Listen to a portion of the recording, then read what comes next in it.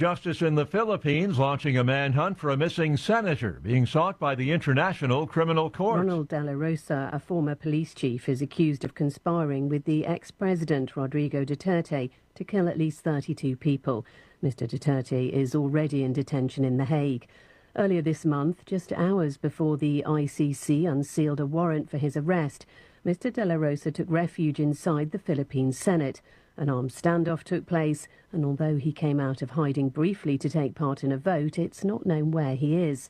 On Wednesday, the country's Supreme Court refused to grant him interim relief from arrest, a ruling that clears the way for his extradition. He denies the charges against him. The BBC's Joanna Keane. Anxious healthcare workers in eastern Congo say they are underprotected and undertrained in a rapidly spreading Ebola outbreak, a rare type of the virus that's spreading in Congo. Townhall.com. He is one of football's most talented quarterbacks, and he's set to call it a career after the upcoming season. Aaron Rodgers is running it back one last time before calling it a career. The Pittsburgh Steelers quarterback says the 2026 season will be his last in the NFL. Rodgers will retire as one of the most accomplished quarterbacks in the history of the game. The four-time MVP and one-time Super Bowl MVP is in the top 5 in both yards passing and passing touchdowns. It's heady territory for a player who spent the first 4 years of his career as a backup in Green Bay before blossoming into one of the greatest passers of all time. I'm Geffen Coolbaugh. Fewer Americans filed for unemployment benefits last week. Applications for jobless benefits for the week ending May 16th dropped by 3,000, falling to 209,000. More on these stories. Townhall.com.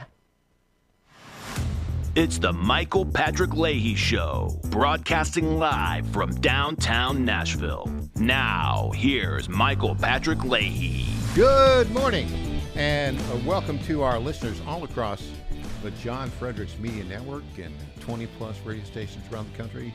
Everybody listening to us on the internet, on the John Fredericks Media feed, also on Rumble and YouTube, X, Roku TV, Apple TV, Firestick, everywhere. We're everywhere. We welcome to our microphones our very good friend, the original all-star panelist, the one, the only, Crom Carmichael. Greetings, kind sir. Well, you only say kind sir because I say such nice things. That's just, well, it's then appropriate, it's is mutual. it not? Yeah. Crom, it is time for the Morning Rundown, which is brought to you and all of our listeners every weekday at this same time by our very good friends at the Glock Store, glockstore.com, located just a few miles from the airport right here in Nashville, Tennessee. Here we go.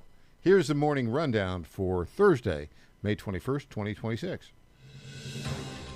Number one, a House committee heard testimony yesterday on the reasons Southern Poverty Law Center was indicted for fraud and inciting hatred by, allegedly funding individuals who were in groups they labeled as hate groups. Number two, our very good friend Carol Swain was the star of that hearing in Washington, D.C. yesterday. We got a clip of that we'll talk about in a bit. Number three, Raul Castro, the brother of the dictator in Cuba who then succeeded him, was indicted for the murder of several Americans in 1996 by a grand jury in Miami. I think they're going to scoop the guy up. I think he's going to have a roommate named Maduro. They're going to Maduro him. Yes, yeah. He's 93, so, it'll be... He might have a little difficulty surviving the extradition. Number four, speaking of which, Cuba. Donald Trump has some words for Cuba, as does Marco Rubio. Did you hear him in that? Boy. His Spanish is flawless. Yes, Marco is... Yeah, he's something else. Yep. Number five, Jeff Bezos got all the liberals mad. He says Trump is doing great. He also said, if we ran Amazon the way they run New York City schools, your packages would be delivered with a $100 extra fee late with the wrong item in them. Isn't that funny? But true. Yeah. I love that. Number six, he also said why AI is great. Okay, we'll see. We'll see. Number seven, Tom Papper joins us in hour 2 with all the latest here in Tennessee, with some more scoops on the mosque shooting and the inspiration. Do you know who one of the inspiration was? A shooter here in Nashville. It was not the Covenant killer. It was Solomon Henderson, the Antioch, Tennessee high school killer in 2025, who was influenced by nihilist Nazis. That's the little subgroup out there that they're part of. All right.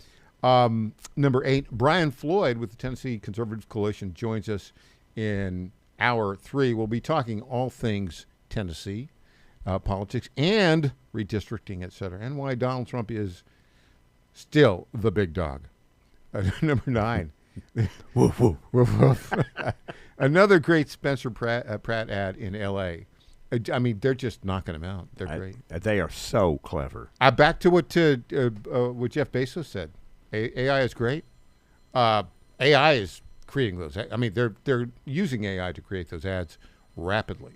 And number 10, John Cornyn, who's up in that primary runoff for the Texas Senate.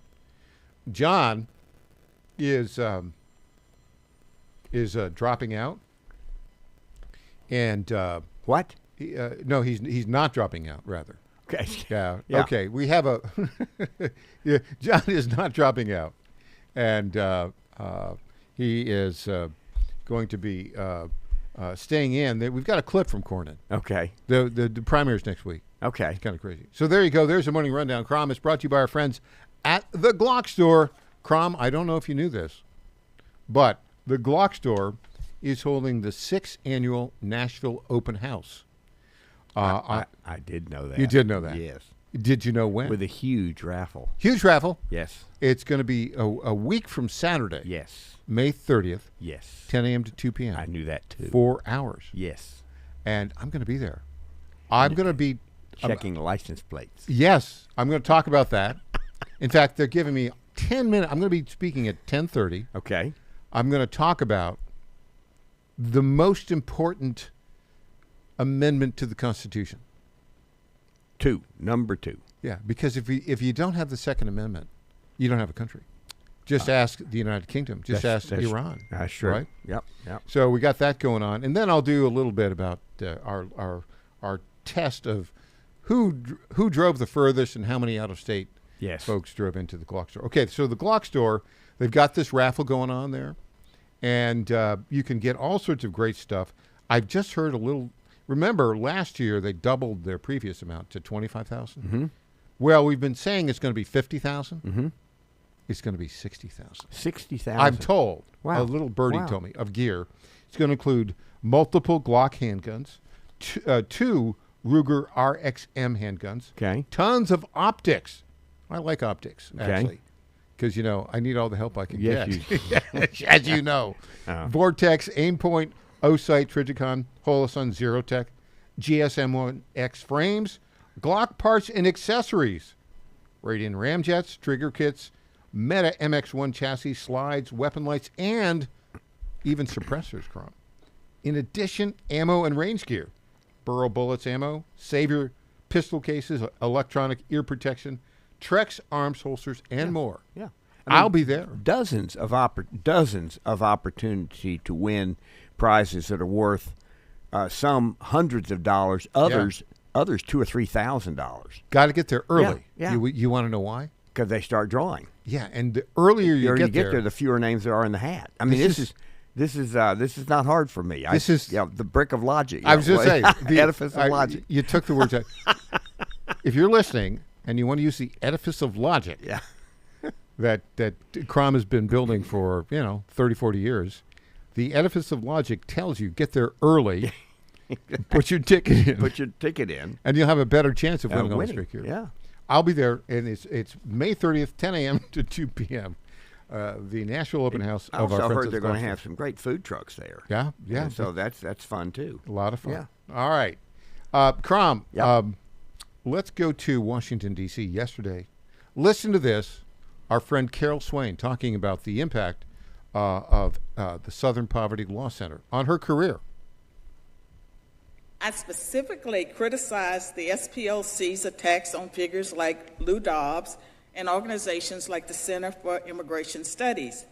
I concluded my article with the line, rather than monitoring hate groups, the Southern Poverty Law Center has become one. Within weeks of my article, the Southern Poverty Law Center retaliated.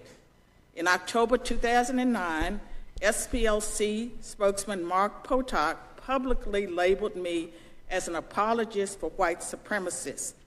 This stemmed from my endorsement of a documentary film, A Conversation About Race, directed by Craig Bodecker, which I recommended for classroom use because it offered perspectives rarely heard on university campuses. This attack on me was not an isolated incident. The Southern Poverty Law Center has used guilt by association, cherry-picked quotes, and fabrications to damage and destroy reputations and organizations. There was long-term professional harm to me. Offers from other universities dried up. Speaking opportunities declined. I became kryptonite in certain academic and media circles.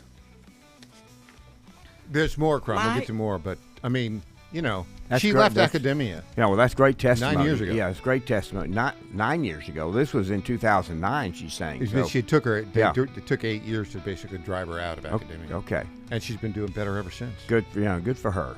She's tough. a great American. She is. and she's tough. Absolutely. All right. When we come back, we're going to turn our attention to what happened to Thomas Massey, or what did Thomas Massey do to Thomas Massey? Back with Crum Carmichael after this.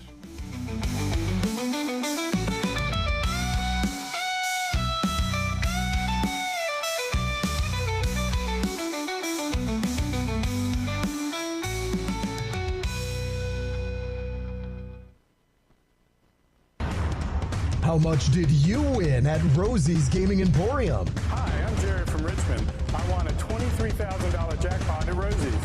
I'm Tammy. I'm from Newport News, and I just won a $5,400 jackpot from Rosie's. Hi, my name is Kim, and I'm from West Virginia, and I won $99,000 jackpot at Rosie's. Are you ready? Learn more about Rosie's rewards and jackpots at rosiesgaming.com. Must be 18 or older. Problem gambling? Call 1-888-532-3500. Now more than ever, it's imperative to support companies that share our conservative values. That's why I can't be more excited to tell you that I've switched my family to Patriot Mobile. Patriot Mobile is America's only Christian conservative wireless provider. When you switch to Patriot Mobile, you shift your support away from the leftist, woke, progressive agendas of Big Mobile. Patriot Mobile's wireless service works perfectly and seamlessly as you go about your lives with exceptional nationwide coverage that uses the same towers the main carriers use. Patriot Mobile donates a portion of every dollar earned to causes you care about, to organizations that fight for religious freedom, First and Second Amendments, sanctity of life, and the needs of veterans and first responders. Patriot Mobile has plans to fit any budget, along with great discounts for our veterans and first responder heroes, as well as multi-line users. Switching is easy. Just go to patriotmobile.com/Godzilla or call their U.S.-based customer service team, 972-PATRIOT. That's 972-728-7468. Use offer code Godzilla for free activation. President Trump is already transforming Washington, D.C., making it the safest, cleanest, and most beautiful city in the world. But we need fighters on the ground to keep it going. I'm John Fredericks, and I'm running for chairman of D.C. GOP Ward 2 to make sure Trump's vision for this city becomes a reality. Safe streets, clean neighborhoods, and yes, rat-free. Go to MakeDCGreat.com. That's MakeDCGreat.com right now and send a donation. Let's finish what President Trump started. Donation limit $200. I'm John Fredericks, and I paid for this ad. Do you have 3 ex-wives and your current trophy wife wants a life insurance policy 3 times the size of the policies you had to purchase for your previous mistakes? If so, you need to call Big Lou at Term Provider, 800-555-1509. Big Lou is intimately familiar with your problems, and if you're 50 or 60 years old and in reasonably good health, a $1 million policy should only cost about $100 to $200 per month. Big Lou may have a solution for your previous policies as well. You may even save enough money to lighten the load on your new $1 million policy. Remember, call Big Lou. He's like you, except he's only on number 2. Call Term Provider at 800-555-1509. That's 800-555-1509 for $1 million in term life insurance that you can live with. Call Big Lou at 800-555-1509. 800-555-1509. Congratulations to my friend Michael Patrick Leahy on 9 years of journalistic excellence. I'm Lenny McGill, owner and founder of the Glock Store here in Nashville, Tennessee, and a proud sponsor of Michael Patrick Leahy's Tennessee Star Network for over 5 years. When we started, he was on just one local station. Now, he's on 20 stations. His motto, find the truth and report it. And as long as he sticks to that, we'll stick to being a sponsor. And next year, Michael, let's have a party for you right here at the Glock Store. This is State Senator Mark Pody. Government is limited to what it is supposed to do. One of the things that is critical that we're supposed to be working on is transportation. Here in Middle Tennessee, our roads need more help. As your state senator, we are focused on getting more money reoccurring without a new tax increase for our roads here in Tennessee. This is State Senator Mark Pody. Paid for by Campaign for Mark Pody, Christina Hibden, Treasurer. Welcome back to the Michael Patrick Leahy Show. Now, here's Michael Patrick Leahy. And welcome back to the Michael Patrick Leahy Show. We are indeed broadcasting live from our studios in Nashville, Tennessee. Well, Crom, Thomas Massie got his butt whooped on Tuesday in a primary, the most expensive primary in the history of congressional primaries, in the 4th Congressional District. That'd mean the history of the world. Yeah. Very Think good. about that, yeah. yes. $32 million was spent. And he lost 55-45. He lost all but 2 counties. There were like 20 out of counties. 21. There Yeah, were 21 counties. He lost all but 2. This district extends from the northeastern suburbs of Louisville, Covington, Kentucky area. Yeah, all the way. You travel I-71 to Cincinnati. Right. It's all of that Yeah. plus the suburbs south of Cincinnati in Kentucky. Right. Parallels the Ohio Yeah. River, and then it's a big physically. It's Yeah. a big area. Yeah. He's served in there since 2012. I'm sure you saw his classless concession speech, Which is in keeping. It's in keeping. Yeah. Yeah, and just tell people what he said. Well, there are 2 or 3 things that I thought were kind of interesting. Yeah. One is he started by saying, I'm a little late arriving because I had to congratulate my opponent, but I had a hard time reaching him because he's in Tel Aviv, which, of course, was false. This was just his way of... Tel Aviv, Israel. Israel, yeah. And so this was just his way of trying to be snarky. But here's what's interesting about Thomas Massie. And Michael, I think you know, I have disliked Thomas Massie for a long time as a politician. Don't know him personally. Might be a nice guy. I think he is a Democrat masquerading as a libertarian. And I say that now because, you know, some of the people who were for him were the most left-wing Democrats on the planet. Ro Khanna, Ruben Gallego, Code Pink. Yeah. I mean, these are organizations that are way to the left. And Thomas Massie, what he did was he would vote against Republicans. He voted against the big, beautiful bill because he says it wasn't good enough. So, in other words, I'm going to give up something that's 85% good. I'm going to vote against it because it's not 99% good. And all that is an excuse to vote with Democrats and try to fool your constituents. And this time, he wasn't able to fool his constituents again. But the other things I thought was interesting was he said, we need to try to understand what God is trying to tell me. I think it's pretty clear. And that's just kind of... God's trying to tell you hit the road, buddy. That's kind of my thinking. And then he goes on to say to his audience, he says, and we're only just getting started. When you just lost a political contest, you're not just getting started. And he didn't. Neither he nor the people in the audience at his concession speech looked at it that way. They were very. It was like if you just turned off the sound and you watched the video, you would think it was a huge victory. Yes. Yeah. Yeah, but the point I'm trying to make is that is that Thomas Massey's core base is what I call kind of the libertarian cranks. And there's some You know what I call them? What? You know what I call him? I call him, it's almost what you're saying, libertarian PIA. Pain in the you-know-what. Okay. Well, there's some positions that libertarians take that I think are worth considering and worth talking about and worth having.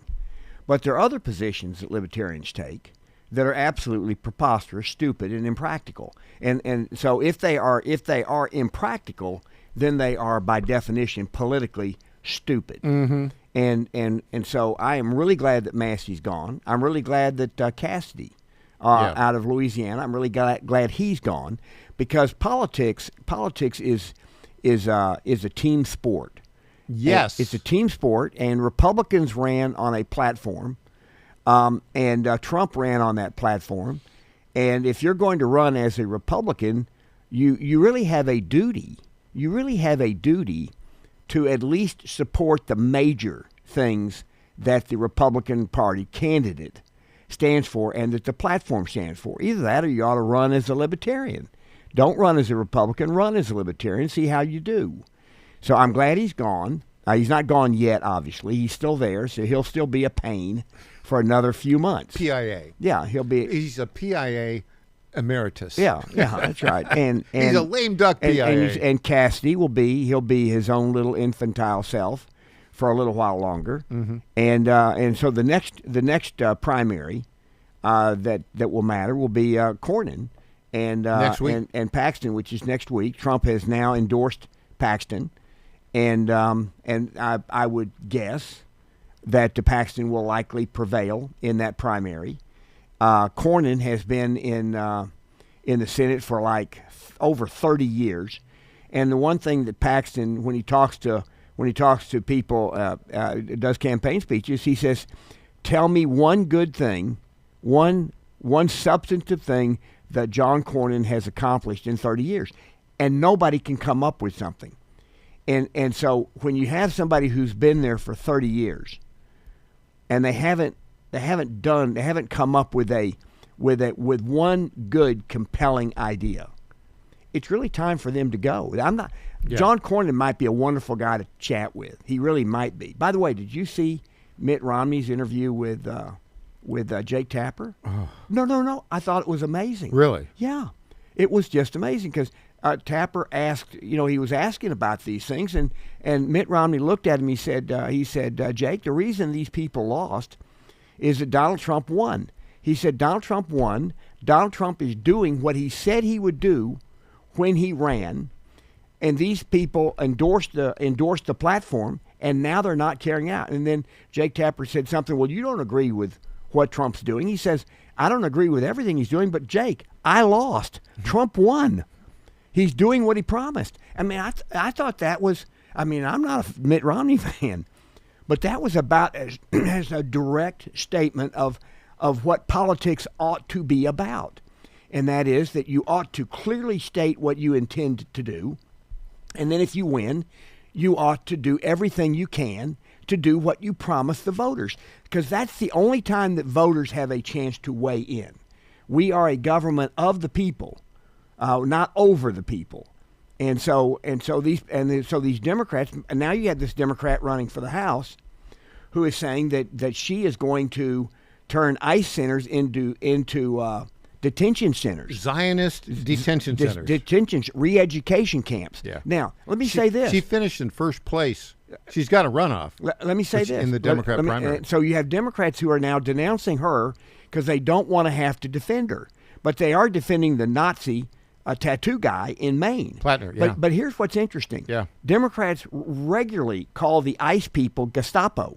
They regularly refer to them as Nazis.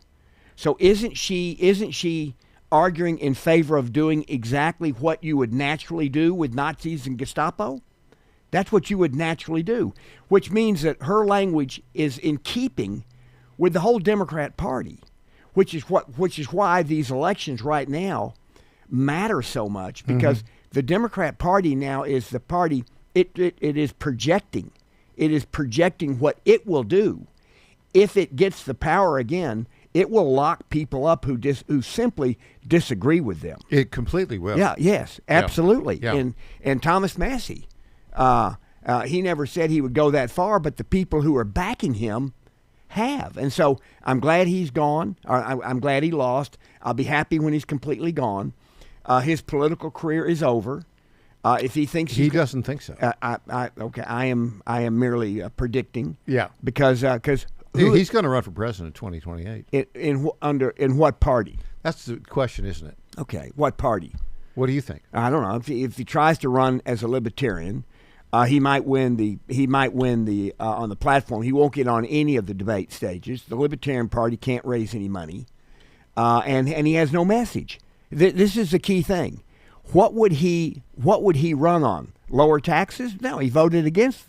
He voted to raise taxes. So the likely thing for him, it seems to me, okay, is to campaign for the Libertarian Party nomination. Okay, that gets him on all the ballots. Most okay, of the ballots. That right. gets him on the ballots, and then he doesn't do anything. What I'm saying 2.5%. His political career is over. His political career is over. He may run. His influencer career has just begun. It may be now that may be what he ends up being. When we come back, Crom, I want to follow up on this. I want to talk about how the Daily Caller is spinning the Thomas Massey loss. You know who's really a key founder of the Daily Caller, still involved? Tucker Carlson. Oh, okay. Yeah. And then, does defamation lead to the assassination culture? You like that one? Good question. The Federalist has a few things to say about that. Yeah.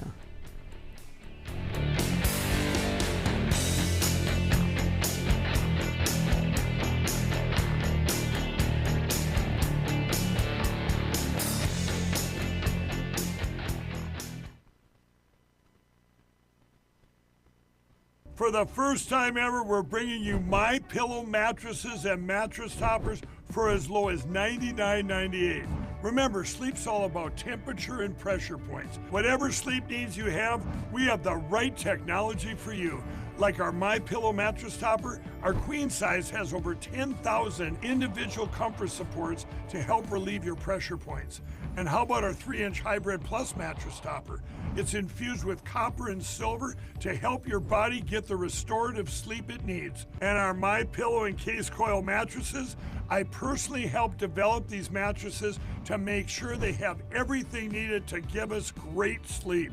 Plus, they're made right here in the USA, and they ship right to your front door, absolutely free. Go to MyPillow.com or call 800-854-0504 and use promo code Godzilla to get MyPillow mattresses and toppers for as low as $99.98 and free shipping. Now more than ever, it's imperative to support companies that share our conservative values. That's why I can't be more excited to tell you that I've switched my family to Patriot Mobile. Patriot Mobile is America's only Christian conservative wireless provider. When you switch to Patriot Mobile, you shift your support away from the leftist, woke, progressive agendas of Big Mobile. Patriot Mobile's wireless service works perfectly and seamlessly as you go about your lives with exceptional nationwide coverage that uses the same towers the main carriers use. Patriot Mobile donates a portion of every dollar earned to causes you care about, to organizations that fight for religious freedom, First and Second Amendments, sanctity of life, and the needs of veterans and first responders. Patriot Mobile has plans to fit any budget, along with great discounts for our veterans and first responder heroes, as well as multi-line users. Switching is easy. Just go to patriotmobile.com/Godzilla or call their U.S.-based customer service team, 972-PATRIOT. That's 972-728-7468. Use offer code Godzilla for free activation. 1775 Coffee is giving away free starter kits. Try the dark or medium roast coffee with longevity blend, an infused blend with anti-aging calcium alpha-ketoglutarate, which has been clinically proven to reduce biological age. When you purchase the first 2 bags, you'll receive a free 1775 starter kit, including a third 16-ounce bag of coffee, a matte black tumbler, a frother, a gold scoop, or a reusable K-cup filter. Just order now at 1775coffee.com/Godzilla and claim your free 1775 starter kit while supplies last.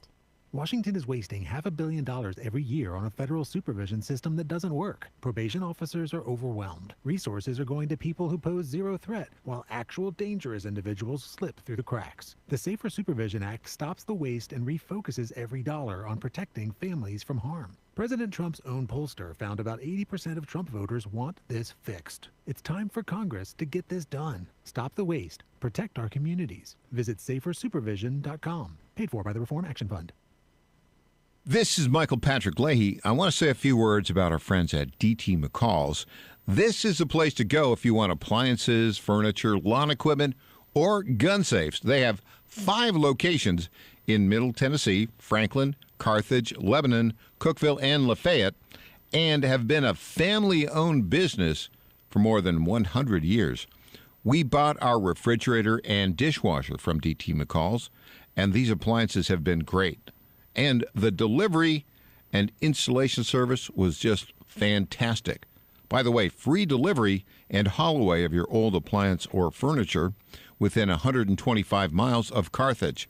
And DT McCall's is one of the top 10 dealers of Cub Cadet lawnmowers in the country. And don't forget, you can get your Liberty gun safes there. That's DT McCall's on the web at dtmccalls.com. Welcome back to the Michael Patrick Leahy Show. Now, here's Michael Patrick Leahy. And welcome back to the Michael Patrick Leahy Show. In studio, the one, the only, Carmichael Crom. Let's continue Thomas Massey for a bit. And then I want to talk about defamation and the assassination culture. And then we want to talk about America's 250, all kind of interrelated. Mm-hmm. Yeah. So, I mean, Massey got his clock clean, 55-45. Now, the Daily Caller was founded by Tucker Carlson and Neil Patel back in 2010. And as Tucker has gone crazy, the Daily Caller has leaned towards Tucker craziness. He's not technically affiliated with the Daily Caller anymore, and we use some of their stuff here. We've had an agreement with them to republish since 2017. Okay, but now Neil is basically the CEO of Tucker's new adventure, and he remains with the Daily Caller. Okay. Oh, okay. So there's the connection. There's a connection. Right, okay. Tucker says he's not, but okay. Well, yeah. And Tucker's a big supporter of Thomas Massey, right? Oh, okay. Yeah. Okay. And so now we have purported news from the Daily Caller News Foundation. That's their nonprofit arm. And it's a little bit twisted. It says Ed Gallrain has boomers to thank for defeating Thomas Massey. And what it did is they went in and they took a look at, they're going with something here. They basically looked at some polling that was done the week before the election. Okay. Done by a group called Quantus Insight. And they said, by demographic, Massey won 17-25 by 25 points, was ahead at that time. He was ahead 26-35 by 56 points. 36-45 age group, Massey by 38. 46-55, Massey by 17. But they said, 56-65, Gallrein by 18. 66-75, Gallrein by 35. 76 plus, Gallrein by 33. Now that polling has long been used to push a narrative. And this Quantus Insights group is, I would put in the category of narrative pushers. Okay. Right. I added it all up. If that had been the case, Gallrein would have lost, if you break it all down, Gallrein would have lost 54-46. Okay. He didn't. He won 55-45. Yeah. So why is the Daily Caller, the Tucker Carlson influenced Daily Caller, putting a poll out like that for? They're creating a narrative. Young people are going for Massey. That's what they're saying.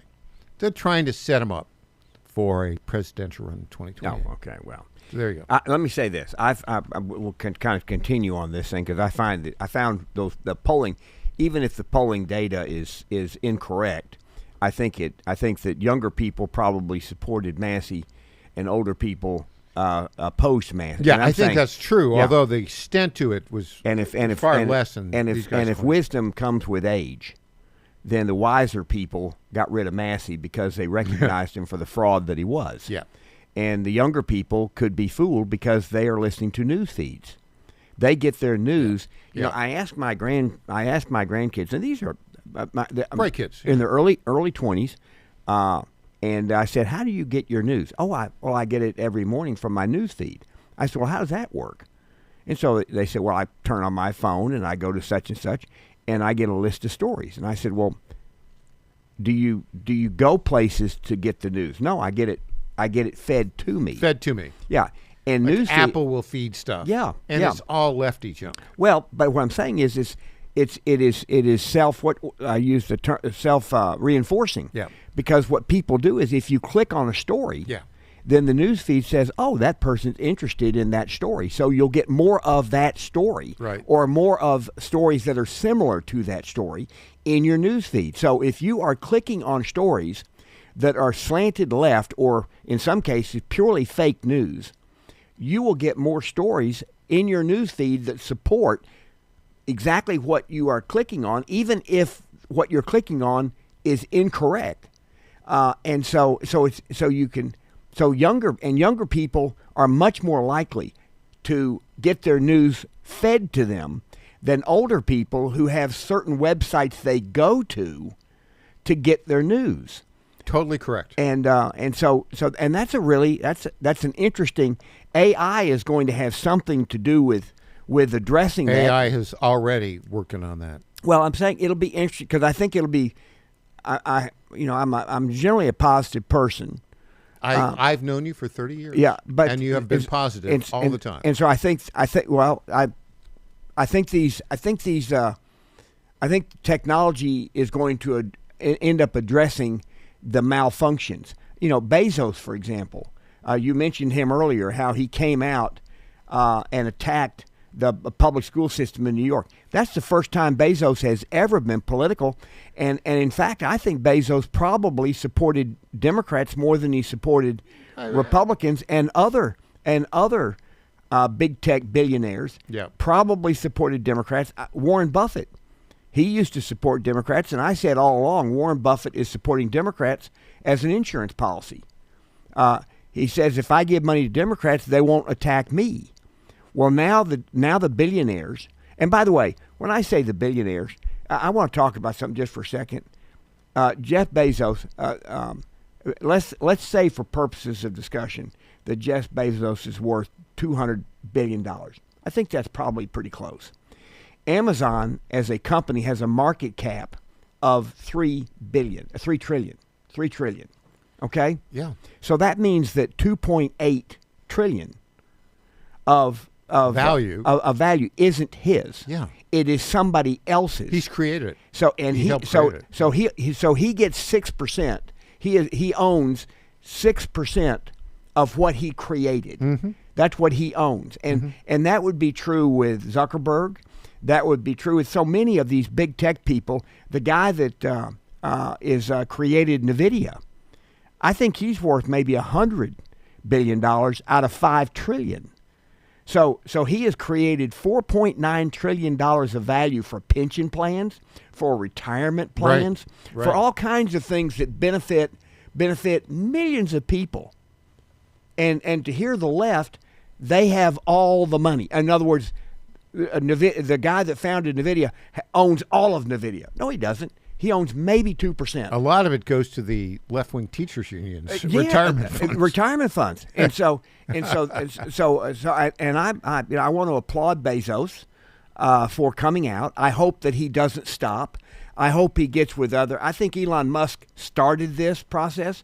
Elon Musk said he used to vote Democrat. He voted for Hillary, and then all of a sudden something happened, and he woke up and looked at it, and he said, "You know what? I've been wrong." And for a multi-billionaire to admit they're wrong, that's not an easy thing. No.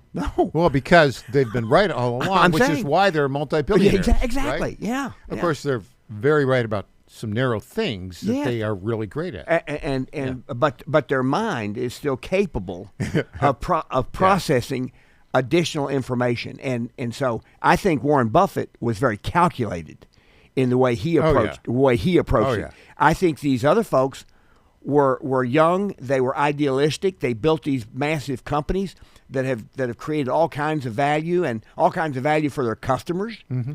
And now they're saying, and now you hear Democrats who are, and it is Democrats, who are attacking them for building something that's good, and they're going, wait a minute, I'm helping millions and millions of people, and you are attacking me, and how many of you helped? How many of you helped? None. I think that was a direct response to Alexandria Ocasio-Cortez. Yes. No one has earned $1 billion. Yeah. And guess what? Jeff Bezos and Elon Musk have earned billions of dollars by creating trillions of dollars. Yes, and they have earned it, every penny of it.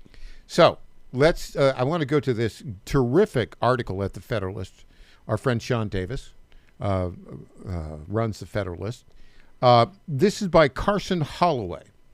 Headline: A culture of defamation breeds a culture of political assassinations. New York Times v. Sullivan, 1964, once revered as a landmark of First Amendment ruling, has become controversial in recent years. Leading political figures on the American right, such as Donald Trump and Ron DeSantis, have lamented its influence on our public discourse. Leading jurists such as Supreme Court Justice Clarence Thomas and Neil Gorsuch have called into question its constitutional legitimacy. This is a welcome development. The Sullivan opinion and his famous, quote, actual malice doctrine never deserved their celebrated status. They are the fruit of the Supreme Court's most activist era, thank you, William Brennan, during which the justices routinely substituted their own policy preferences for the original meaning of the Constitution. Basically, what they're saying is, if you have the ability to go out, the culture of defamation and assassination. Donald Trump was nearly killed twice while running for president in 2024. Late in that same year, insurance executive Brian Thompson was shot to death as an act of political protest. Last year, Charlie Kirk was publicly assassinated while peacefully speaking to a crowd. Most recently, a gunman tried to storm the White House Correspondents Association dinner with the aim of shooting the president. Here's the punchline on it. Each of these acts of violence has called forth a legion of ghoulish cheerleaders. In the wake of the attacks on Trump and Kirk, social media was flooded with cries of approval. Just this week, left-wing journalists in New York City publicly made light of Thompson's death. The growing tendency here, Crom, is if you call somebody a Nazi long enough, even if they're the greatest person in the world and you lie about them, some nutcase, a growing number of nutcases will use that as justification to go out and assassinate that person. Yeah, or just to go out and destroy cars, destroy property, burn down buildings, and do stuff like that. And so defamation, the way that you're talking about, or the way the law talks about it, I'm going to expand it a little bit to defamation and fake news. Because when you start claiming, for example, we now know, but 50% of the public doesn't know this. 50% doesn't know that the Russia hoax, that so-called thing with Putin and Trump in 2016 was completely fabricated by Hillary Clinton. When we come back, let's talk about America's 250. 250th. Clarence Thomas versus Gavin Newsom. Who do we side with? I wonder. Back with Crom Carmichael after this.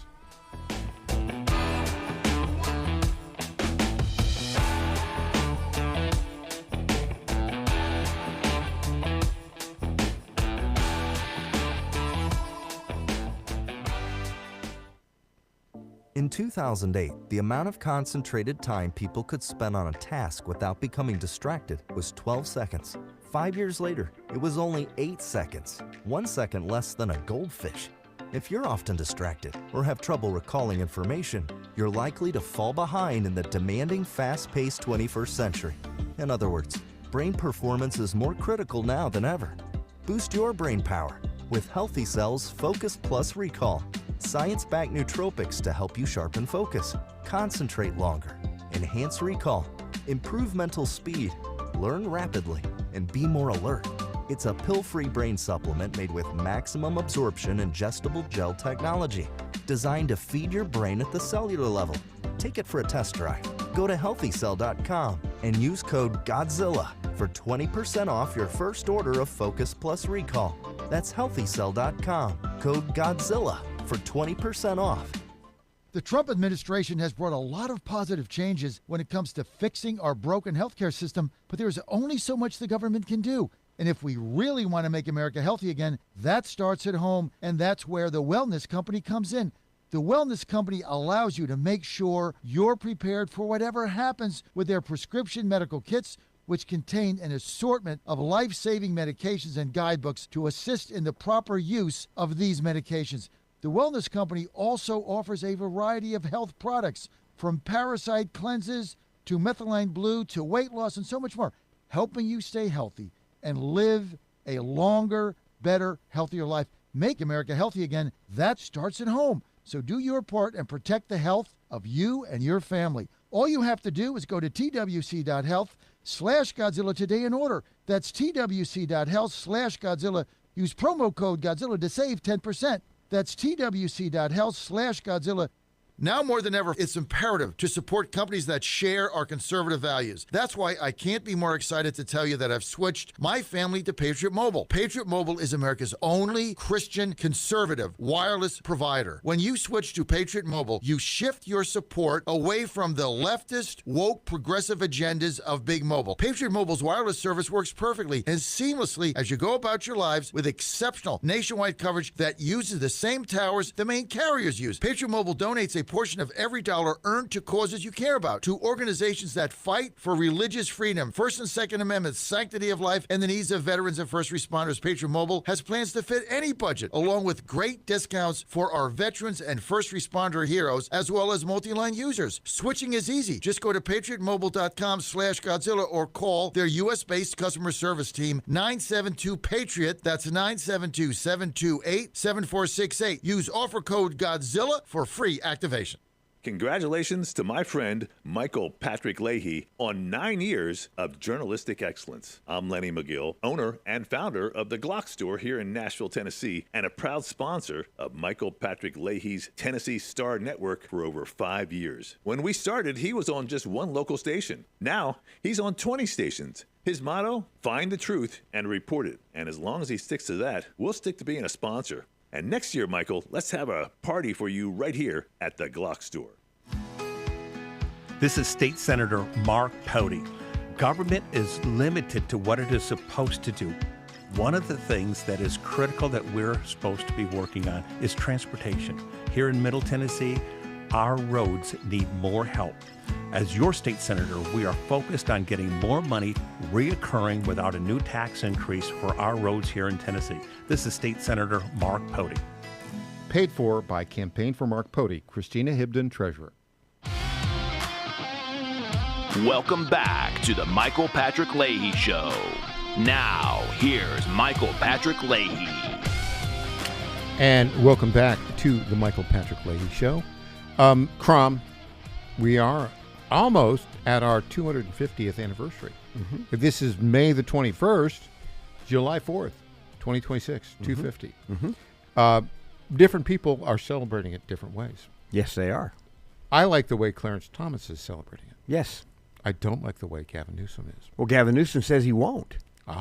Gavin Newsom has said he will not celebrate the 4th. He couldn't bring himself to say the 4th of July clearly. And he certainly can't say positive things about the Declaration of Independence. And that is where we are now, Michael. And this has been growing for a little over 100 years. We've been moving in this direction. And here's what's kind of interesting. The Declaration of Independence, Clarence Thomas gave a great speech at the University of Texas where he really was talking about progressivism versus the Declaration of Independence. And it gets into, this goes back to common sense and Thomas Paine, which was the argument that the King of England did not have the authority to do what he was doing from a natural law standpoint. So he made the argument for self-government and for separation. The Declaration of Independence is our founding document as a country, but it's not our governing document. No, our governing document is the Constitution. And Clarence Thomas makes the distinction between these two. And he says the Declaration of Independence is what makes us America, not the Constitution. The Constitution is a fine document, and the thinking behind the Constitution is quite interesting. But it was also a document that was created in compromise. The Constitution was, and a lot of thoughtful people, but they still were compromising. The Declaration of Independence, on the other hand, is not that. Progressivism is the opposite. Progressive's idea of government is in complete opposition to the form of government that would be espoused by the Declaration of Independence and articulated by Thomas Paine in Common Sense, which was the spark that launched the revolution. That Common Sense was, and so at any rate, the irony. Yeah, common sense. Yeah, well, and also look at the theme right now. Do you know when Thomas Paine came to America? I think it was like 1775. It was 2 months before he drafted Common Sense. Was I right? Was it 75 or 74? It was 2 months. 75, yeah, because he drafted it went public in 76. I just won the Jeopardy category there. For that. What was that? I just won the Jeopardy. Yes, you did. Yes, you did. And just along those lines. Thomas Paine, when he came to America, he added an E to his name was spelled Pain when he was in England. When he came to America, he joined Wheel of Fortune and he bought a vowel and added the E to the end of his name, making Vanna White happy forever. But I digress. But anyway, so Paine writes Common Sense. And it articulates what would be the natural beginning of a government of a people that had no government, and that's what. And so we talked about natural rights, and that the government should be created to people will give up certain rights to protect all of their other rights. That was more or less the theme. The progressives don't believe in rights. In fact, Tim Kaine Tim Kaine even said that rights do not come from God. Yeah. Rights come from government. You've nailed the difference here. Is exactly right. The Declaration of Independence and the formation of America was based upon the concept that all rights come from God. Yes. The progressives and the modern Democrats think all rights come from government. Right. That's it. Right. And Karl Marx, this kind of started, one of the early thinkers about natural rights and that individual rights come from God was John Locke. John Locke wrote in the 1500s. Karl Marx, and then 1600. Close enough. Well, Karl Marx comes along and has to destroy John Locke's argument. So how does Karl Marx destroy John Locke's argument? He says God doesn't exist. So that is why communists, by and large, are atheists, because if God exists, then you have to debate whether or not God gives humans individual rights. But if you say God doesn't exist, then you eliminate. You don't have to worry about it. A couple things here, Crom. First, I've got some breaking news. Oh, good. The Supreme Court now is permitting lawsuits over assets Cuba seized in 1960. Drumbeat. Oh, yeah. Wow. Yeah. Maduro. Yeah. Raul Castro is going to get Maduro'd, and we're going to take that. Yeah.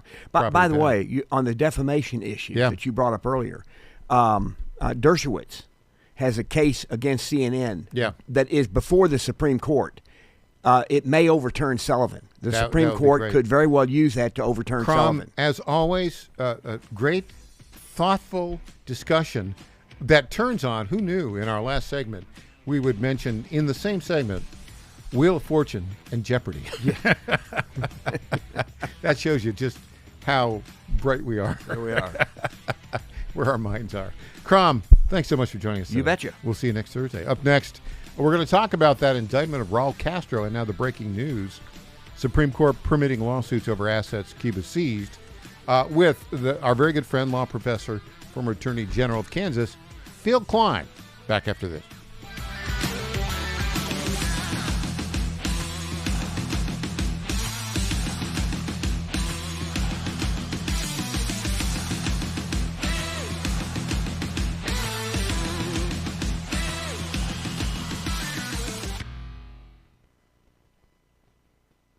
In 2008, the amount of concentrated time people could spend on a task without becoming distracted was 12 seconds. 5 years later, it was only 8 seconds, 1 second less than a goldfish. If you're often distracted or have trouble recalling information, you're likely to fall behind in the demanding, fast-paced 21st century. In other words, brain performance is more critical now than ever. Boost your brain power with Healthy Cell's Focus Plus Recall. Science-backed nootropics to help you sharpen focus, concentrate longer, enhance recall, improve mental speed, learn rapidly, and be more alert. It's a pill-free brain supplement made with maximum absorption ingestible gel technology, designed to feed your brain at the cellular level. Take it for a test drive. Go to healthycell.com and use code GODZILLA for 20% off your first order of Focus Plus Recall. That's healthycell.com, code GODZILLA for 20% off. The Cats and Cosby Show. It's a common sense recap of the big stories. This meeting with China and President Trump, the stakes couldn't be higher. Listen, China's not our friend. They've been stealing our technology. They've been stealing the AI, responsible for the COVID. We have to be very, very careful about giving stuff to China. Cats and Cosby, 5 Eastern, 4 Central on the John Fredericks Media Network. It's the top news of the day. China wants the oil from Iran. They want to make a deal that's good for them and not piss us off too much. John Fredericks loves his radio and TV audience, but did you know how to follow the Godzilla of Truth wherever you go? Download the John Fredericks Radio Show app to listen live nationwide. For the daily chit-chat, Trucking the Truth, download the Getter app and join the morning fun on Getter Live from 6 to 10 a.m. Follow John Fredericks on Getter, Truth Social, or Twitter at JF Radio. WJFN, Goochland, Bonaire, Chester, 100.5, 107.7, 92.7 FM, AM 820, and WJFB, Portsmouth, AM 1650. Hour from Town Hall. I'm Rich Thomason. We have Cuba on our mind. The words of President Trump, who calls the indictment of former Cuban President Raul Castro a very big moment for Cuban America. The Cuban population of Miami and certainly beyond Miami, people that came there that were decimated, whose families were ruined, appreciate what the Attorney General just did today and was just doing now, is just watching it. So we have Cuba on our mind. Very important. Asked whether there would be escalation with Cuba, the president said that's not necessary. Quoting Mr. Trump, the place is falling apart. Castro and 5 others indicted in connection with the Cuban military's fatal downing of 2 planes 30 years ago. 4 Americans died. Senate Republicans are considering dropping a proposal for $1 billion worth of security funds relating to President Trump's ballroom project. The president was asked if he's worried about the ballroom funding. I'm building the ballroom. In the Senate, Louisiana Republican John Kennedy says they're back to square one. North Carolina's Tom Tillis says adding the security funding was a bad idea. He does not think there is enough backing to pass it, even if the price is reduced. Vermont Democrat Peter Welch says this comes as many voters are struggling to make ends meet. The folks that you represent and I represent really wonder, why are we spending $1 billion on a ballroom? President Trump had originally said private money would cover the ballroom project. Ed Donahue, Washington. 3 people are dead. More than a dozen first responders had to be quarantined for possible exposure to an unknown substance. This after they were called to a suspected drug overdose at a rural New Mexico home. On Wall Street, the Dow down 79 points, the Nasdaq trading 146 points lower. More on these stories at townhall.com. There's a moment nobody talks about with weight loss. It's the moment it stops working. The diet that worked before doesn't. Eating less stops moving the scale. That's not random. When your body's under stress, it slows your metabolism. That's why quick fixes eventually fail. At PhD Weight Loss, they focus on restoring your metabolism. And right now, when you call and mention Mike G, you'll get 2 free weeks and they'll pay for the cost of your food. Call 864-644-1900. That's 864-644-1900 or visit myphdweightloss.com. Americans have a big healthcare problem. Over 100 million citizens carry medical debt while paying for overpriced and complicated health insurance. As Christians, we don't have to pay for a broken system. Christian Healthcare Ministries is an alternative to health insurance at half the cost. Plus, you can enroll at any time. Stand up to health insurance with a biblical solution. Join CHM today by visiting chministries.org/wellness. That's chministries.org/wellness. Harvard's faculty votes to raise the bar. The faculty voted to limit the number of A grades awarded to undergraduates. It's one of the most sweeping efforts by a major university to curb grade inflation. Starting in fall 2027, instructors in letter-graded courses at Harvard College can give A grades to no more than 20% of students in a class, plus 4 additional students. A- grades will not be capped. Faculty also approved a new system using average percentile rank rather than GPA to compare students for honors and awards. Supporters say the changes will restore the meaning of top grades after more than 60% of undergraduate grades were in the A range in recent years. I'm Haya Panjwani. 2 police officers who helped defend the U.S. Capitol during the January 6th riot are suing to block anyone from receiving payouts from a new $1.7 billion settlement fund for those who claim to be victims of politically motivated prosecutions. News and analysis at townhall.com. The Baltimore Bridge collapse trial will go ahead as planned. A federal judge has refused to postpone a trial next month for civil claims stemming from the 2024 collapse of Baltimore's Francis Scott Key Bridge. U.S. District Judge James Bradar ruled Wednesday that the trial will start on June 1st as scheduled, despite the objections of companies involved in the deadly disaster. The judge heard the request for a delay less than 2 weeks after prosecutors announced the filing of criminal charges against the companies and an employee. 6 construction workers who had been filling potholes were killed in the bridge collapse.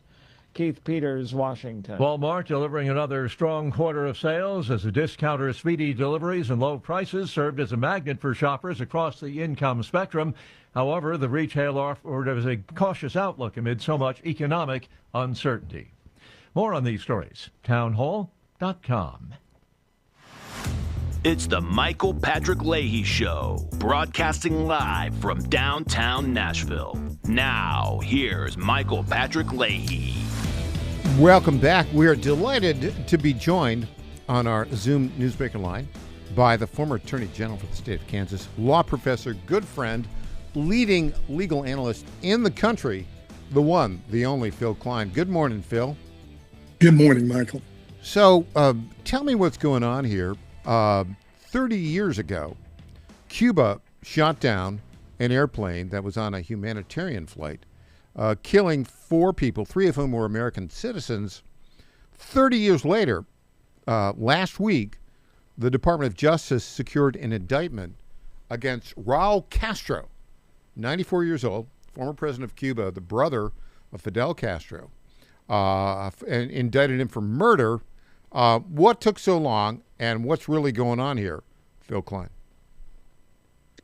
Well, I think you have a president who is willing to assert his authority or our nation's authority under the law to prosecute those who intentionally kill United States citizens. And in this instance, it's an application of an international, multinational treaty that was originally formed out of a convention in Chicago as it relates to the skies and how we can assert sovereign authority over airspace. And essentially what the United States is claiming here is that Fidel Castro, or Raul Castro, I'm sorry, and the Cuban regime was bothered and angered by some missionary flights of a group out of southern Florida called, I think it's Brothers, I forget the Brothers name. to the Rescue. Yeah, Brothers to the Rescue. Yeah. And they've been operating flights for some time back then to rescue refugees who were trying to flee Cuba, and additionally to, at times, drop leaflets. The Cubans had protested about this, but these flights had continued. The United States claims that as a result, Mr. Castro, Raul Castro being in the chain of command, trained military pilots in Soviet MiGs to target these Cessna airplanes as they were approaching Cuba. Now, the United States maintains that they were shot down over international waters, but even the treaty as it relates to the 1944 Chicago Convention says you cannot fire on an unarmed civilian aircraft, even if it's in your airspace. And that would be a crime nevertheless. So it doesn't make a lot of difference where it was shot down. The United States is prosecuting this under our domestic law, and they are charged with murder, or Castro is charged with murder in the indictment. Jurisdiction is determined under international law, and the United States is claiming that sovereign immunity is not available here, and that the United States, under the 1944 treaty, has the right to act to make an arrest. Why did we wait 30 years to do this? Probably because of President Trump, I imagine. I don't know what role the Secretary of State had in this. This has been an issue that's been out there for some time. I can't speak to the politics of it, except that we have a new administration that is certainly focused on Cuba, focused on Latin America, and focused on this hemisphere. Well, Bill Barr in Trump 1.0 did not do it, the Attorney General. Pam Bondi at the beginning of Trump 2.0 did not do it, but Todd Blanche is doing it. Where does this go from here? Is it just like a warrant for his arrest that just hangs out there, or do we extradite him?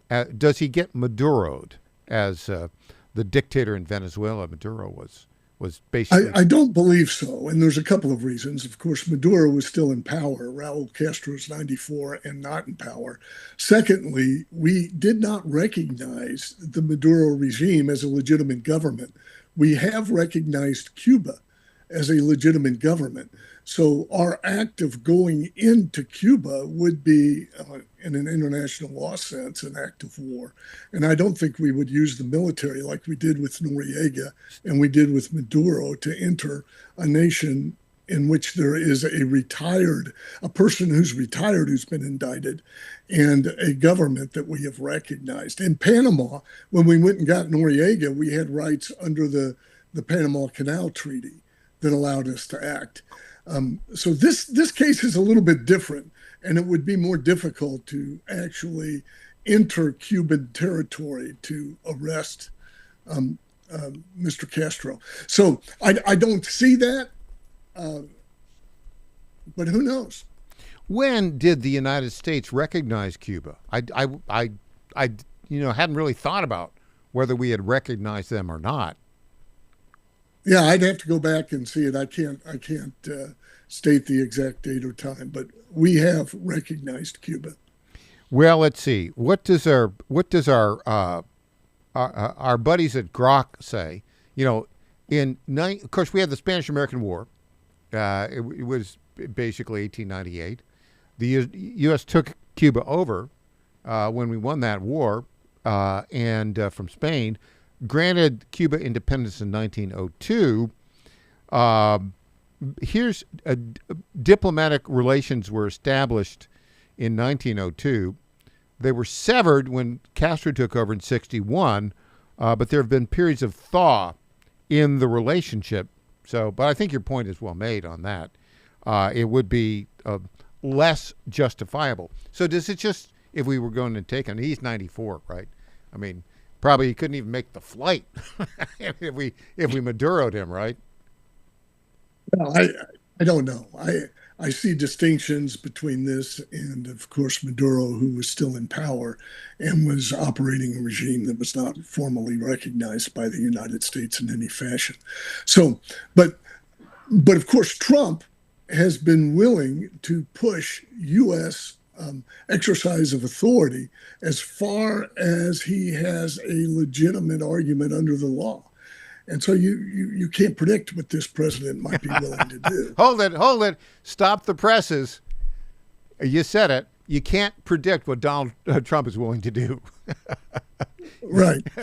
And of course, I think there is strong support in the American Cuban population for for this action, for this indictment, and also for the prosecution. Yeah, and there are three others: the pilot that shot him down, etc. But it'll be interesting to see.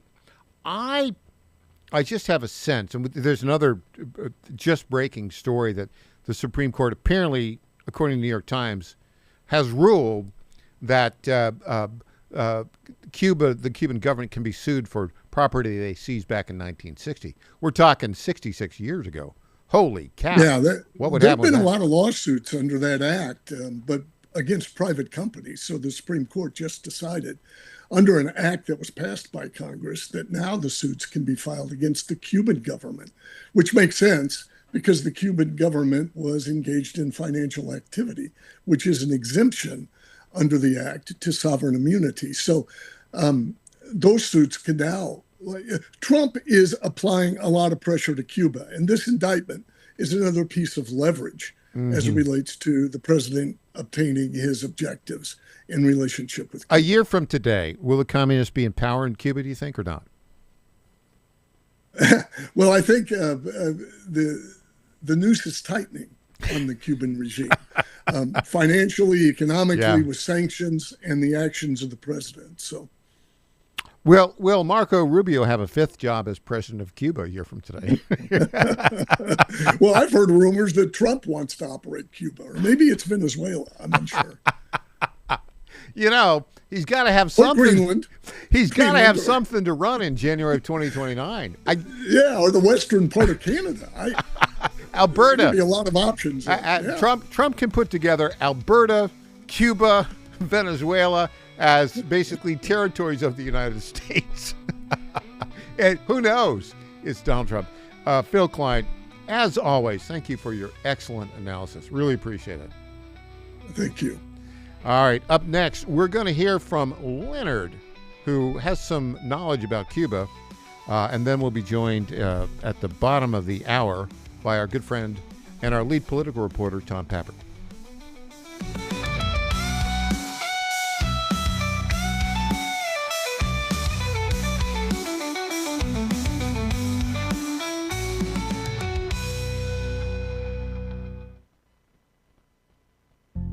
Ponder this. We intake oxygen every time we breathe, and breathing is how we stay alive. When God first created man, he breathed life into him. Our Lord also breathed spiritual life into his apostles and filled them with the Holy Spirit at the first Pentecost. Oxygen is a source of life both physically and spiritually. It's the same with fire. Oxygen is needed in order to keep a fire burning, which begs the question, are you on fire for the Lord, or has your spiritual oxygen been extinguished? To answer this, we must go to the source. The source of our spiritual oxygen is the Lord himself. Without him, there is no life within us. Those are his words, not mine. We are called to tap into this life source by baptism, daily prayer, and receiving the sacraments, especially Holy Communion if you are a Catholic, in the state of grace. If we tap into this life source every day, our lives will be filled with the love of the Lord, our spiritual oxygen. I'm Susie Kelly, and I am passionately Catholic. Hey folks, Al Green here for SatPhone. When you're on the go, you want to know you're connected. If it's a family vacation or an off-the-grid escape to a remote destination, having reliable communication helps you feel safe and secure. You can't afford to find yourself in a dead zone. That's why you need SatPhone. SatPhones are reliable, durable, and give you global coverage. If you can get outside, you can get in touch. It's that simple. Make calls from your SatPhone to any regular cell phone in the United States. The phones are a $1,500 value, but you can get yours free. Just sign up for a 15-month plan, $94.95 a month. Get 150 minutes monthly that roll to the next month. Go 3 months without using them, that's fine. Yes, 3 months, 450 minutes, all yours. Visit SAT123.com or call 855-980-5830. SAT123.com, 855-980-5830. Get surety and security with your sat phone. Call now. Washington is wasting $500 million every year on a federal supervision system that doesn't work. Probation officers are overwhelmed. Resources are going to people who pose zero threat, while actual dangerous individuals slip through the cracks. The Safer Supervision Act stops the waste and refocuses every dollar on protecting families from harm. President Trump's own pollster found about 80% of Trump voters want this fixed. It's time for Congress to get this done. Stop the waste. Protect our communities. Visit safersupervision.com. Paid for by the Reform Action Fund. President Trump is already transforming Washington, D.C., making it the safest, cleanest, and most beautiful city in the world. But we need fighters on the ground to keep it going. I'm John Fredericks, and I'm running for chairman of D.C. GOP Ward 2 to make sure Trump's vision for this city becomes a reality. Safe streets, clean neighborhoods, and yes, rat-free. Go to MakeDCGreat.com. That's MakeDCGreat.com right now and send a donation. Let's finish what President Trump started. Donation limit $200. I'm John Fredericks, and I paid for this ad. Congratulations to my friend Michael Patrick Leahy on 9 years of journalistic excellence. I'm Lenny McGill, owner and founder of the Glock Store here in Nashville, Tennessee, and a proud sponsor of Michael Patrick Leahy's Tennessee Star Network for over 5 years. When we started, he was on just one local station. Now, he's on 20 stations. His motto, find the truth and report it. And as long as he sticks to that, we'll stick to being a sponsor. And next year, Michael, let's have a party for you right here at the Glock Store. This is State Senator Mark Pody. Government is limited to what it is supposed to do. One of the things that is critical that we're supposed to be working on is transportation. Here in Middle Tennessee, our roads need more help. As your state senator, we are focused on getting more money reoccurring without a new tax increase for our roads here in Tennessee. This is State Senator Mark Pody. Paid for by Campaign for Mark Pody, Christina Hibden, Treasurer. Welcome back to the Michael Patrick Leahy Show. Now, here's Michael Patrick Leahy. We are joined by our favorite caller, Leonard from Georgia, our expert on Cuba. First, Leonard, let us establish your bona fides as an expert on Cuba. What is the nature of your relationship and your family's relationship with Cuba? Quick history, and I had a great day listening to from Professor Klein, which actually was my son's professor when he was in Liberty. So anyway, establishing that. So I do have a connection to Professor Klein. And here's what I wanted to say, though. 1962, I was born. 1950, and 1961, Fidel Castro took over my dad's dairy farm in Cuba. They confiscated it. So, hold on. So you were born in Cuba? Absolutely, yes. From Cubano. Okay, so this is very important. So the context. Leonard is born in Cuba in 1960. Your dad owned a dairy farm there? Correct. I was born in 62. But in Cuba? Yes, in Cuba. Okay, what happened in 61? In 61, a military convoy showed up on my daddy's property, confiscated the farm, counted all the bulls, all the tractors, all the combines, and basically told them, you got 30 days to vacate this property. It belongs to the people of Cuba now. How many acres and how much property did your dad have? They don't call them acres in Cuba. They call them something else. I can't remember the correct terminology. But it would probably be about 3,000 acres if you convert it over. And how much livestock did the communists take? All of it. It was a working dairy farm where they produced milk for the local. So 100 head or thereabouts, 50? Leonard? Have we lost Leonard? Okay, I think Leonard can probably hear us. But we're gonna Leonard, are you still there? That is very odd. Perhaps that was the Castro government. Let's see if he's going to hang up and see if he'll call back on it. Okay, so we were about to get a really good story from Leonard, who is our friend and is in Georgia. Just to recap where Leonard is on all this. And I'll give you a little background on it. So Leonard was born in Cuba in 1962. The previous year, what had happened is the Castro government took his farm over, his dad's farm. There, I think we have Leonard back. I'm hoping. Leonard, that might be the Castro, or the remnants of Castro trying to keep you off the air. Okay, so continue with your story.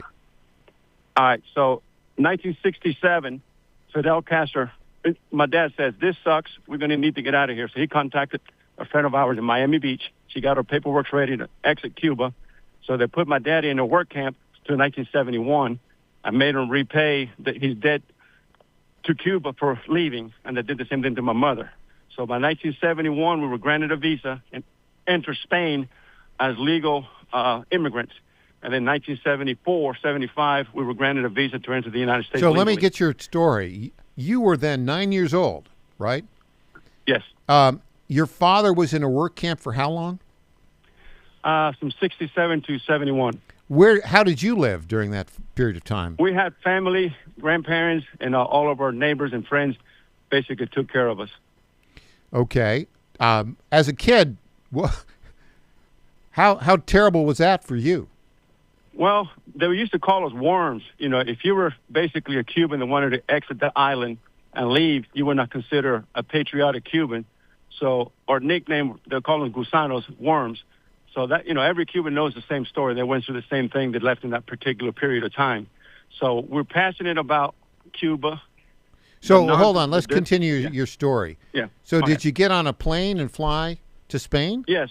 Yeah, we went to Spain. Yeah, there's no banana boat that can take us to Spain. What was that? What was that flight like? Describe the flight as best you can recall. It was the most glorious flight of your lifetime. You're a kid. You've never been in a plane.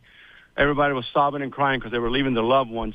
I was happy because I was experiencing something that I never had: an airplane and Hershey chocolate candy bars, which you don't get in Cuba. So we got to Spain, and it was basically uphill from there. How long did you live in Spain? Let's see, 71, almost 4 years, almost 5 years. And you were what? How old were you in Spain? Well, let's see, 70. I entered this country in 75, so 12. I was 13 years old. Okay. What was it like in Spain? It was awesome. I loved it. And they were not as communist-minded back then than they are now. Now they're corrupt, and basically Spain has turned. But it was a beautiful place, great history, and coming from Cuba, I speak Spanish. But one thing about Cubans, we speak Spanish like the guy from Alabama. Spaniards speak like Prince Charles from England, so they knew who you were right off the bat.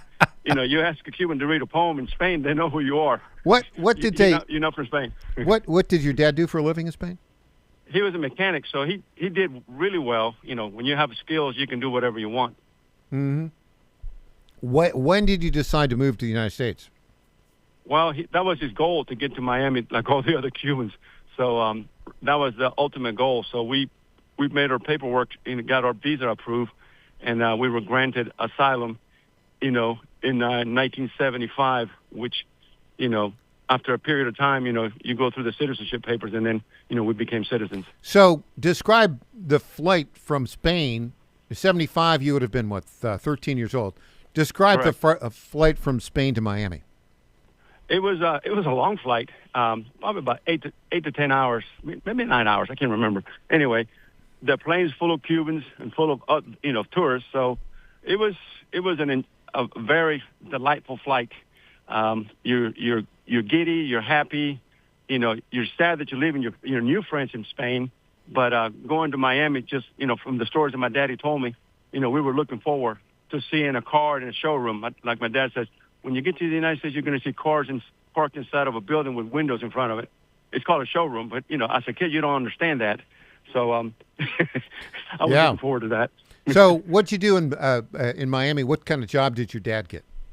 He was a mechanic, so he got a job right away. And then he made a good living, working, as a diesel mechanic, which, they have skills. And I used to go work with him at night after school, hold the light and clean the tools and put up stuff and help them work on, heavy-duty trucks, dump trucks or whatever. So when you have those kind of skills and your Cuban heritage, they want to work on stuff.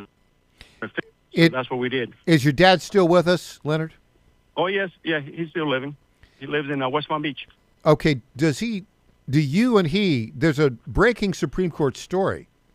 Yes, which that's what I was going to get to. Go to it right now. Are you going to go back and get money from the Cuban government? Yes. A while back, me and my dad were talking. If Cuba wanted to enter the world stage again, they need to make, compensation to all the American companies that were confiscated and their stuff taken, all the Cuban families that their stuff was taken, and then you can say, okay, we made amends and let's get back in the world stage. And Fidel Castro could have been the worst dictator and the best dictator ever, but he did not do that. So, yeah, we got compensation, and they're planting sugarcane on our property. So if you do the math, the profit that Cuba made out of planting sugarcane on our property, if you compensate us for it now, Leonard can retire right now. 66 years, or 64 years since they took over. That's a lot of time. Do you plan on, have you talked to your dad about actually filing a lawsuit to seize those assets? I was just in West Palm a week ago, so we haven't talked since. But we'll see what happens. Like I said, we have standing. Like they say, oh, you don't have any standing. Yes, we do. We have standing. Yeah. So I'm guessing there might be a number of attorneys in Miami who would be happy to help you. I got one. my son, which Professor Klein, taught him well, and he's already an attorney. And where is he? Where does he practice? Well, right now he can't help me. He's a JAG officer for the Air Force. Okay, but he'll be out. Yes, eventually. And he could. Well, look, I think I'm all in favor of Leonard and his dad and his son and your entire family going to court and suing the government of Cuba for the property and land they stole from your family back in 1962. And I will have jurisprudent Patrick Leahy represent me. But real quick, one thing about Cuba, you make it the 51st state, and 99% of the Cubans will be in Miami. I mean, leave Miami and go back to Cuba. There's one country that people say, go back to where you came from. I'll be glad to. I'll go back where I came from. Leonard, what a fabulous story. I knew you had a great backstory. I did not know how great it was. I'm coming up to Nashville and spend some time with you, but I don't know if I'm going to be able to make the Glock store, but we'll talk soon, brother. All right, Leonard, thank you so much. What a great story. Appreciate it. Great day. Thank you. Bye-bye. Wow. I didn't know all of Leonard's story. That's a great story. We'll have more when we get back with Tom Pappert. Back after this.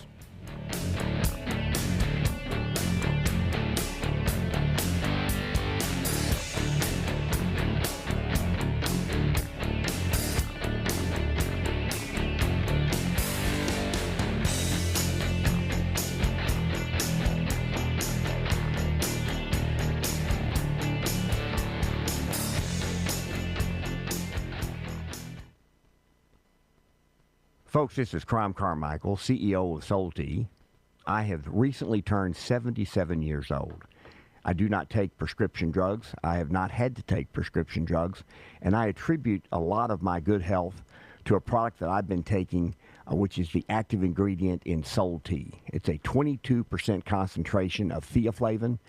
We did clinical trials on it 25 years ago and found that it helped lower cholesterol. We have had many, many hundreds of letters and emails from customers telling us how it has helped them not only manage their cholesterol, but lower their triglycerides and help them on their blood pressure. And I can't tell you how much I attribute to Solti for my good health at age 77. And I encourage you to go to GodzillaHeart.com. That's GodzillaHeart.com. And use the code Godzilla at checkout, and you'll get a 50% off on your initial shipment of Solti. And I promise you it will be a great help for your heart health. Thanks so much.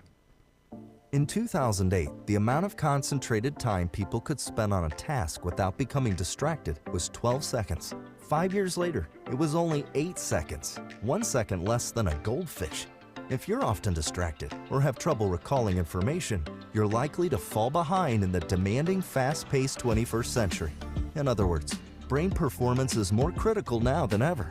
Boost your brain power with Healthy Cells Focus Plus Recall. Science-backed nootropics to help you sharpen focus, concentrate longer, enhance recall, Improve mental speed, learn rapidly, and be more alert. It's a pill-free brain supplement made with maximum absorption ingestible gel technology, designed to feed your brain at the cellular level. Take it for a test drive. Go to healthycell.com and use code GODZILLA for 20% off your first order of Focus Plus Recall. That's healthycell.com, code GODZILLA for 20% off. How much did you win at Rosie's Gaming Emporium? Hi, I'm Jerry from Richmond. I won a $23,000 jackpot at Rosie's. I'm Tammy. I'm from Newport News, and I just won a $5,400 jackpot from Rosie's. Hi, my name is Kim, and I'm from West Virginia, and I won $99,000 jackpot at Rosie's. Are you ready? Learn more about Rosie's rewards and jackpots at rosiesgaming.com. Must be 18 or older. Problem gambling? Call 1-888-532-3500. Bad decisions limit future options. Make enough bad decisions and you will destroy your life. Listen to The Flatline with your host, Rick Hughes, every Sunday morning on the John Fredericks Radio Network. The Flatline describes a main line of resistance in your soul, built on God's Word. Join us every Sunday morning for 30 minutes of inspiration, motivation, and education, all without manipulation. That's The Flatline with Rick Hughes, heard here every Sunday at 8:30 a.m. on the John Fredericks Radio Network.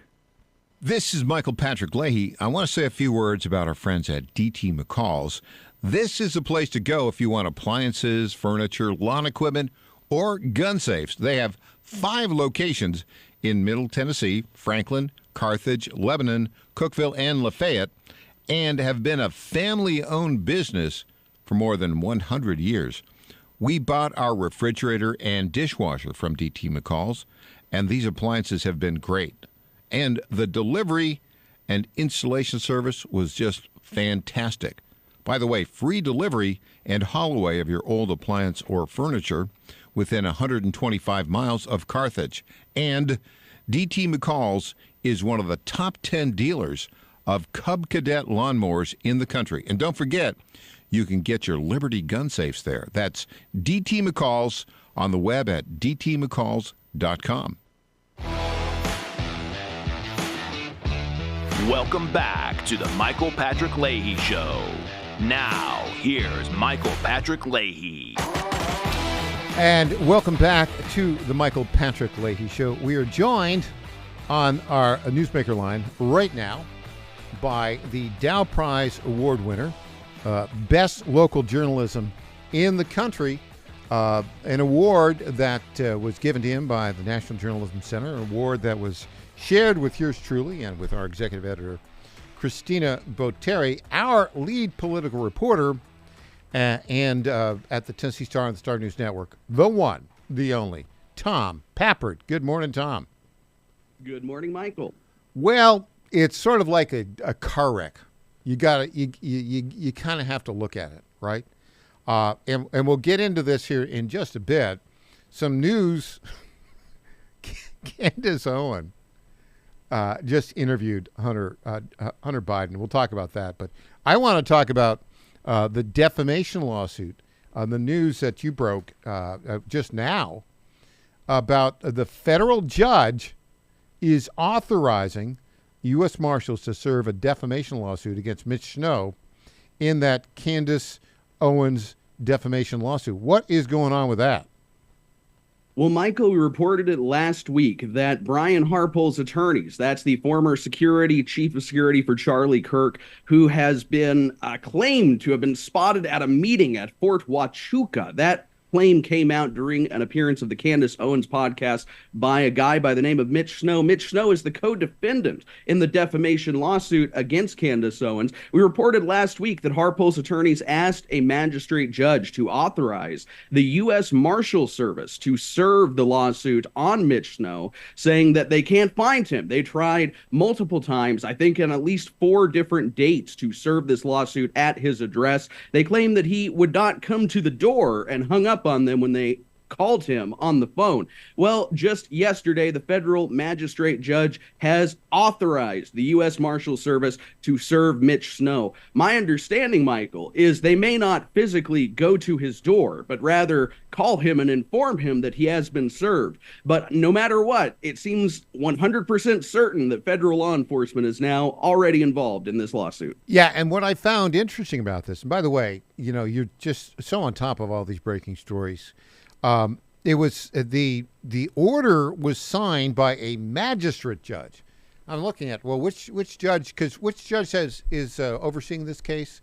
Is it William Campbell or is it Eli Richardson? I forget which one. The federal district judge, the defamation case, or has it been assigned? I believe it is Campbell, a Trump-appointed judge from 2017. Yeah, I think it's Campbell. But in this instance, because this is sort of like a administrative thing, it's a magistrate judge by the name of Luke Evans, whom I've never heard of. And just to remind everybody how this works, in a federal district court, the judges themselves are appointed by the president and confirmed by the Senate.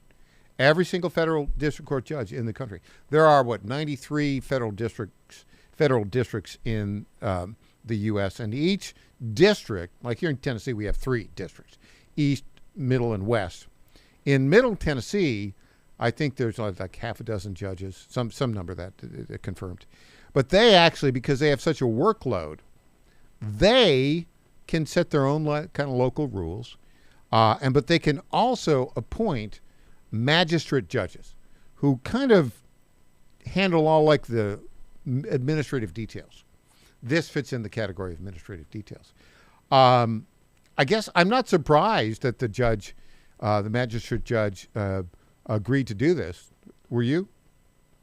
Well, I wouldn't say it's surprising, though maybe it is surprising at this early juncture. Oftentimes in a defamation lawsuit, you may see a defendant spend some time before being served, or even some conflict about whether service was ever completed. Of course, if a defamation lawsuit goes, I believe it's 30 or 60 days without receiving an answer, then the person would be in default. So I think what's interesting here is rather than pursuing alternative methods of service, perhaps put it in the newspaper. That way he cannot claim he was never served. Mm-hmm. They want Mitch Snow to have to answer this lawsuit. They don't want him in default. They want him in a deposition. That seems to be what's happening. Yeah, and the reason they want him is because they are going to look at what level of investigative good faith work that Candace Owens did before she brought him on the show.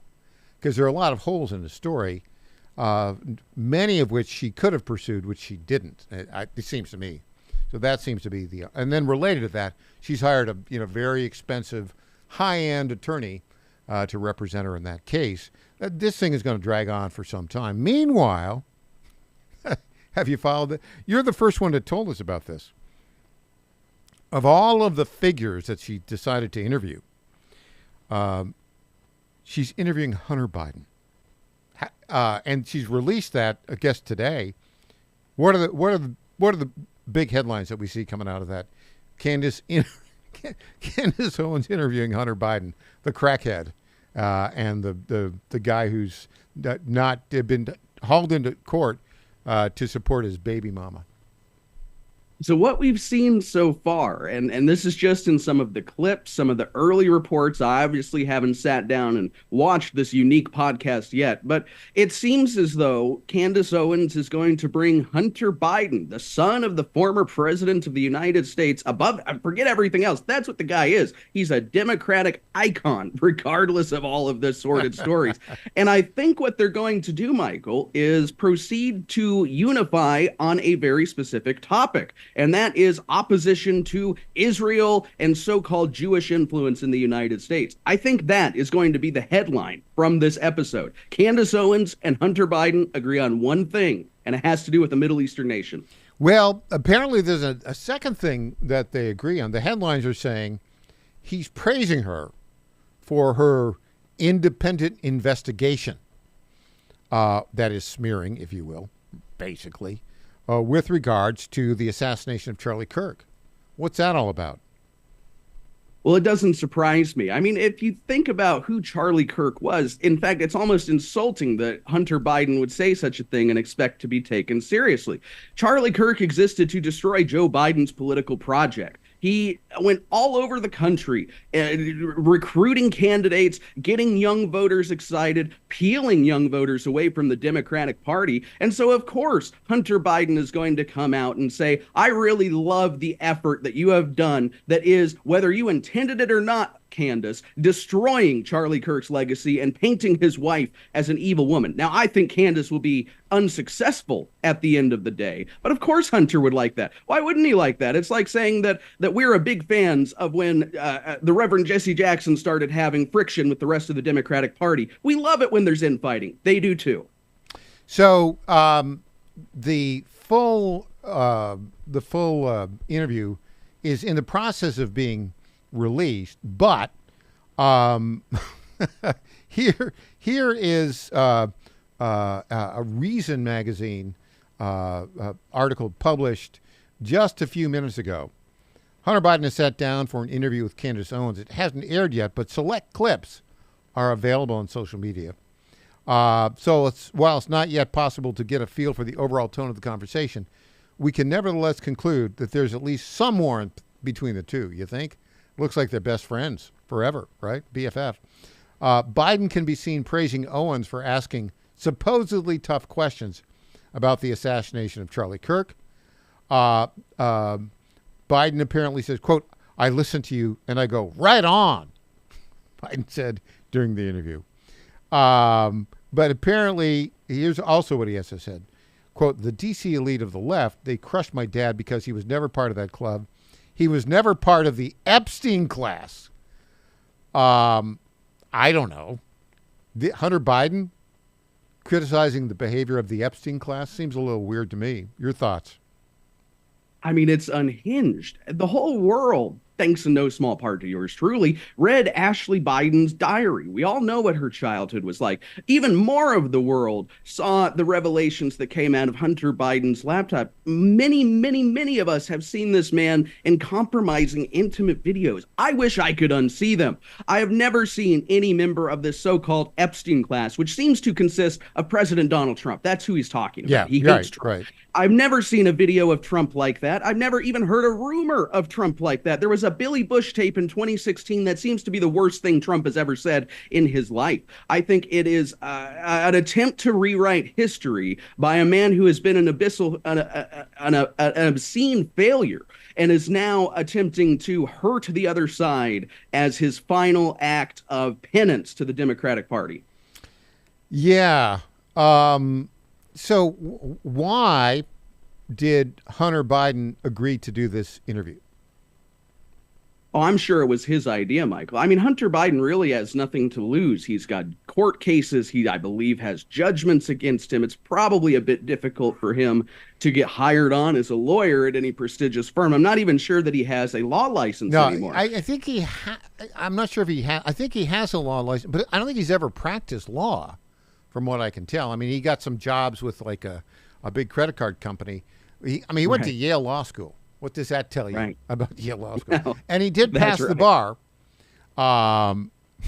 Well, and in his emails, he was very insistent to his enemies that I am a lawyer, I am a very good attorney, I have a good degree from a good university and the family name to destroy. I mean, those were his words in his emails.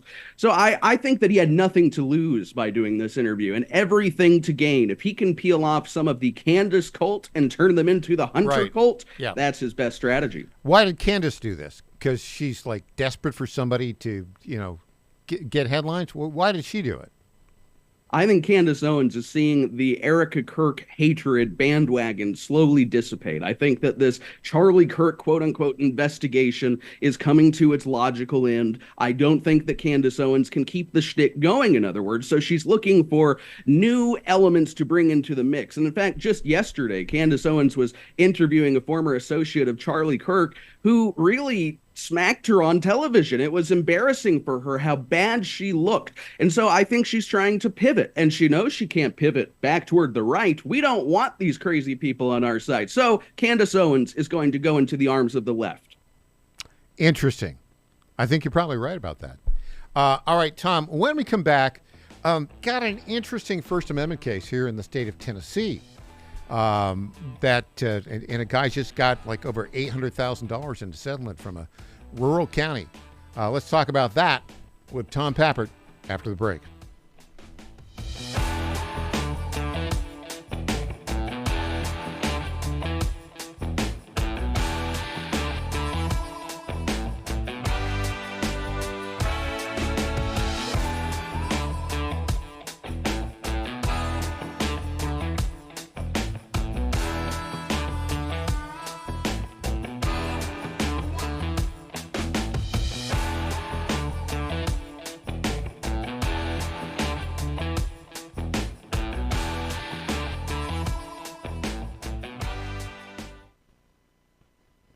Hey folks, Al Green here for SatPhone. When you're on the go, you want to know you're connected. If it's a family vacation or an off-the-grid escape to a remote destination, having reliable communication helps you feel safe and secure. You can't afford to find yourself in a dead zone. That's why you need SatPhone. SatPhones are reliable, durable, and give you global coverage. If you can get outside, you can get in touch. It's that simple. Make calls from your SatPhone to any regular cell phone in the United States. The phones are $1,500 value, but you can get yours free. Just sign up for a 15-month plan, $94.95 a month. Get 150 minutes monthly that roll to the next month. Go 3 months without using them, that's fine. Yes, 3 months, 450 minutes, all yours. Visit SAT123.com or call 855-980-5830. SAT123.com, 855-980-5830. Get surety and security with your SatPhone. Call now. What happens in Virginia doesn't stay in Virginia. It influences policy and policymakers nationwide. The VirginiaStar.com shines a light on the issues in VA that become issues for the USA, with insightful commentary that gets to the fact of the matter. The VirginiaStar.com is your source of wisdom and truth, locally, statewide, and nationally. Log on today and every day. The VirginiaStar.com. The VirginiaStar.com. Lifestyles Unlimited is a real estate education group that gives you the roadmap and resources to start building income through real estate. You'll learn practical strategies for using investment properties to create extra income and make informed decisions, one step at a time. Join today for just $297. That's a 60% savings off the regular price of our real estate education program. Text radio to 88007. That's RADIO to 88007. Presented by Lifestyles Unlimited. It's finally here, our second annual mega sale. This sale only comes around once a year, so take advantage of the best offers ever while you can. For example, save 50% on our Giza Dream bed sheets, as low as $29.98. And for the first time ever on TV, MyPillow mattresses and MyPillow mattress toppers, as low as $99.98. And you save 50% on our Lux Pure 6-piece towel sets, regular $69.98. Now only $39.98. And our best-selling standard MyPillows, regular $49.98, on sale for $17.98. Wait on it, mega sale only $14.98. But wait, there's more. To make the mega sale even more special, when you order right now, your order's gonna ship absolutely free. To take advantage of the second annual mega sale, go to MyPillow.com or call 800-854-0504 and use promo code Godzilla. Congratulations to my friend Michael Patrick Leahy on 9 years of journalistic excellence. I'm Lenny McGill, owner and founder of the Glock Store here in Nashville, Tennessee, and a proud sponsor of Michael Patrick Leahy's Tennessee Star Network for over 5 years. When we started, he was on just one local station. Now, he's on 20 stations. His motto, find the truth and report it. And as long as he sticks to that, we'll stick to being a sponsor. And next year, Michael, let's have a party for you right here at the Glock Store. This is State Senator Mark Pody. Government is limited to what it is supposed to do. One of the things that is critical that we're supposed to be working on is transportation. Here in Middle Tennessee, our roads need more help. As your state senator, we are focused on getting more money reoccurring without a new tax increase for our roads here in Tennessee. This is State Senator Mark Pody. Paid for by Campaign for Mark Pody, Christina Hibden, Treasurer. Welcome back to the Michael Patrick Leahy Show. Now, here's Michael Patrick Leahy. And welcome back to the Michael Patrick Leahy Show. Well, we've got a odd story here out of Tennessee. It's a First Amendment story. And it has to do with a threat or something that a former police officer, Larry Bushart, in Perry County, Tennessee, something he posted on Facebook that basically ended up him in jail for 37 days. And now he's out and he got an $835,000 settlement with the sheriff of Perry County. Tom Pappert, you wrote a little bit about this. Tell us what happened here. My understanding, Michael, is this is a individual who posted something about or around the time of the assassination of Charlie Kirk. And it was related to the reactions that he had observed within the community. Now, the way that it was interpreted, apparently incorrectly, if this settlement is to any indication, is that he was making threats or making statements related to a specific school at a specific time that was after a nationally significant assassination that really rocked a lot of people to their core. So it was a ongoing story for some time. Again, they say 37 days, and there was never any real indication of what the crime was or what exactly the procedure was going to look like in terms of going to court and seeing this thing through. The individual was eventually released, and yes, now has a very lucrative settlement against the state of Tennessee. I think, Michael, this is sort of a moment where conservatives need to understand that even though we are often, in fact, almost universally right, it is a bad idea to abuse power and a bad idea to make our enemies pay in extrajudicial ways when there's so many judicial options to pursue. Yeah, one note, that it's Perry County, Tennessee paying off, not the state of Tennessee. But what's interesting about this, so Mr. Bushart filed a federal lawsuit in December. I think Charlie Kirk was assassinated like September 11th, and he put out a Facebook post that was, you could interpret it. It could be interpreted as a threat the way he put it out, but it was not definitively a threat. And there's a video of the local police coming to him, and basically they took him into arrest. They kept him in jail for 37 days. That's kind of talking to him, I understand, but put him in jail for 37 days. Anyways, they let him out. And so he ends up being represented by the Foundation for Individual Rights and Expression, right? So then you're basically looking at a nonprofit public interest law firm that's got, enough money to go in and jump in against Perry County. So Bushart filed a federal lawsuit in December after he was released from jail against Nick Weems, the sheriff in Perry County, asserting that the sheriff's department had willfully misinterpreted a post that Mr. Bushart made on a community Facebook group's page as threatening violence and then had infringed on his constitutional rights. The settlement was reached with the sheriff and local government in Perry County. It's interesting because we saw the video, remember, when the police officers came to his house after he posted that? Right. It was local. I think it was like a local city police that came. Because the county said, but at this time, I think people were very concerned about it. And he, a former police officer, and he said, I do stupid things. That was a stupid thing.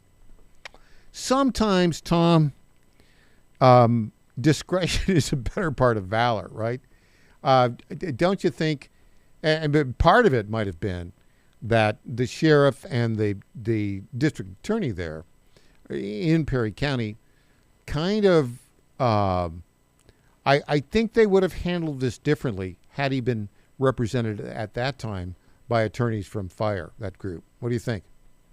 Well, I think so. And of course, one must wonder if, being that this individual is former law enforcement, if there was some sort of friction within the community between these two. But look, this is something that we need to be very careful about. I disagree with what he said. I think it was wrong. I supported Charlie Kirk. I think Charlie Kirk was a very good guy. He was a wonderful father, a wonderful man. But we should not be doing what they're doing in the United Kingdom, where if a Christian pastor is praying near a Muslim, they arrest them for hate speech, even if they're praying silently inside their own head. That's the type of direction that I think this could have led. And so I do think it's good that there was a significant slap on the wrist here. Hopefully it won't happen again. Well, Tom Pappert, as always, great reporting. Really appreciate it. And you've got more stories to come. We'll talk to you again tomorrow on that. Tom, thanks for joining us today. Always a pleasure, Michael. We'll talk then. All right.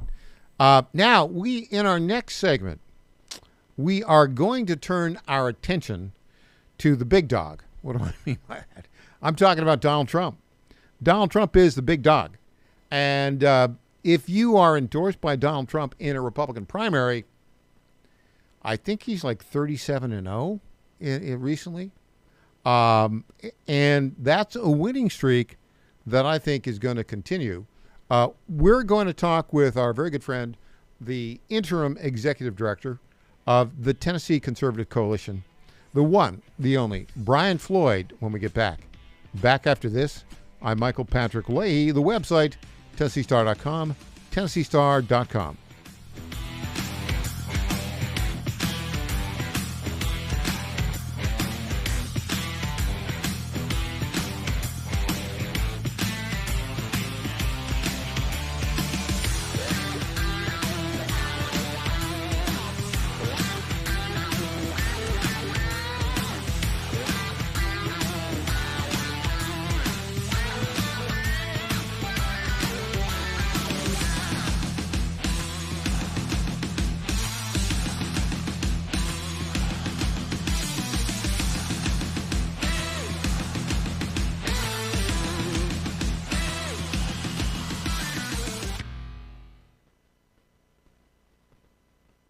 Michael Patrick Leahy. Yeah, mass migration. Newsmax reported there are, wait for it, 50 million Muslims in Europe today. And more are arriving every day. The Michael Patrick Leahy Show. Newsmakers, politics, policy, and more.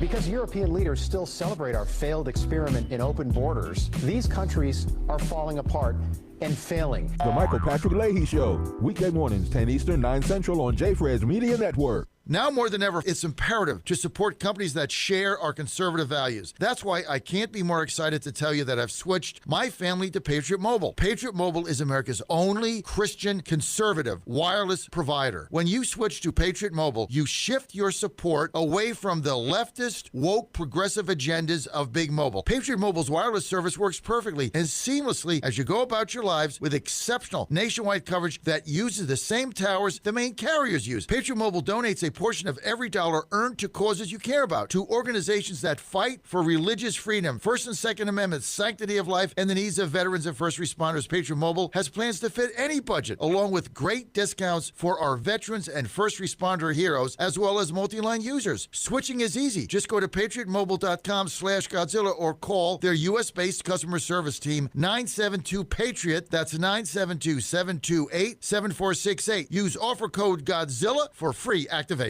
John Fredericks loves his radio and TV audience, but did you know how to follow the Godzilla of Truth wherever you go? Download the John Fredericks Radio Show app to listen live nationwide. For the daily chit-chat, Trucking the Truth, download the Getter app and join the morning fun on Getter Live from 6 to 10 a.m. Follow John Fredericks on Getter, Truth Social, or Twitter at JF Radio Show. WJFN, W224EB, 92.7 FM Chester, W299DB, 107.7 Bon Air, 100.5 FM Goochland, and WJFB.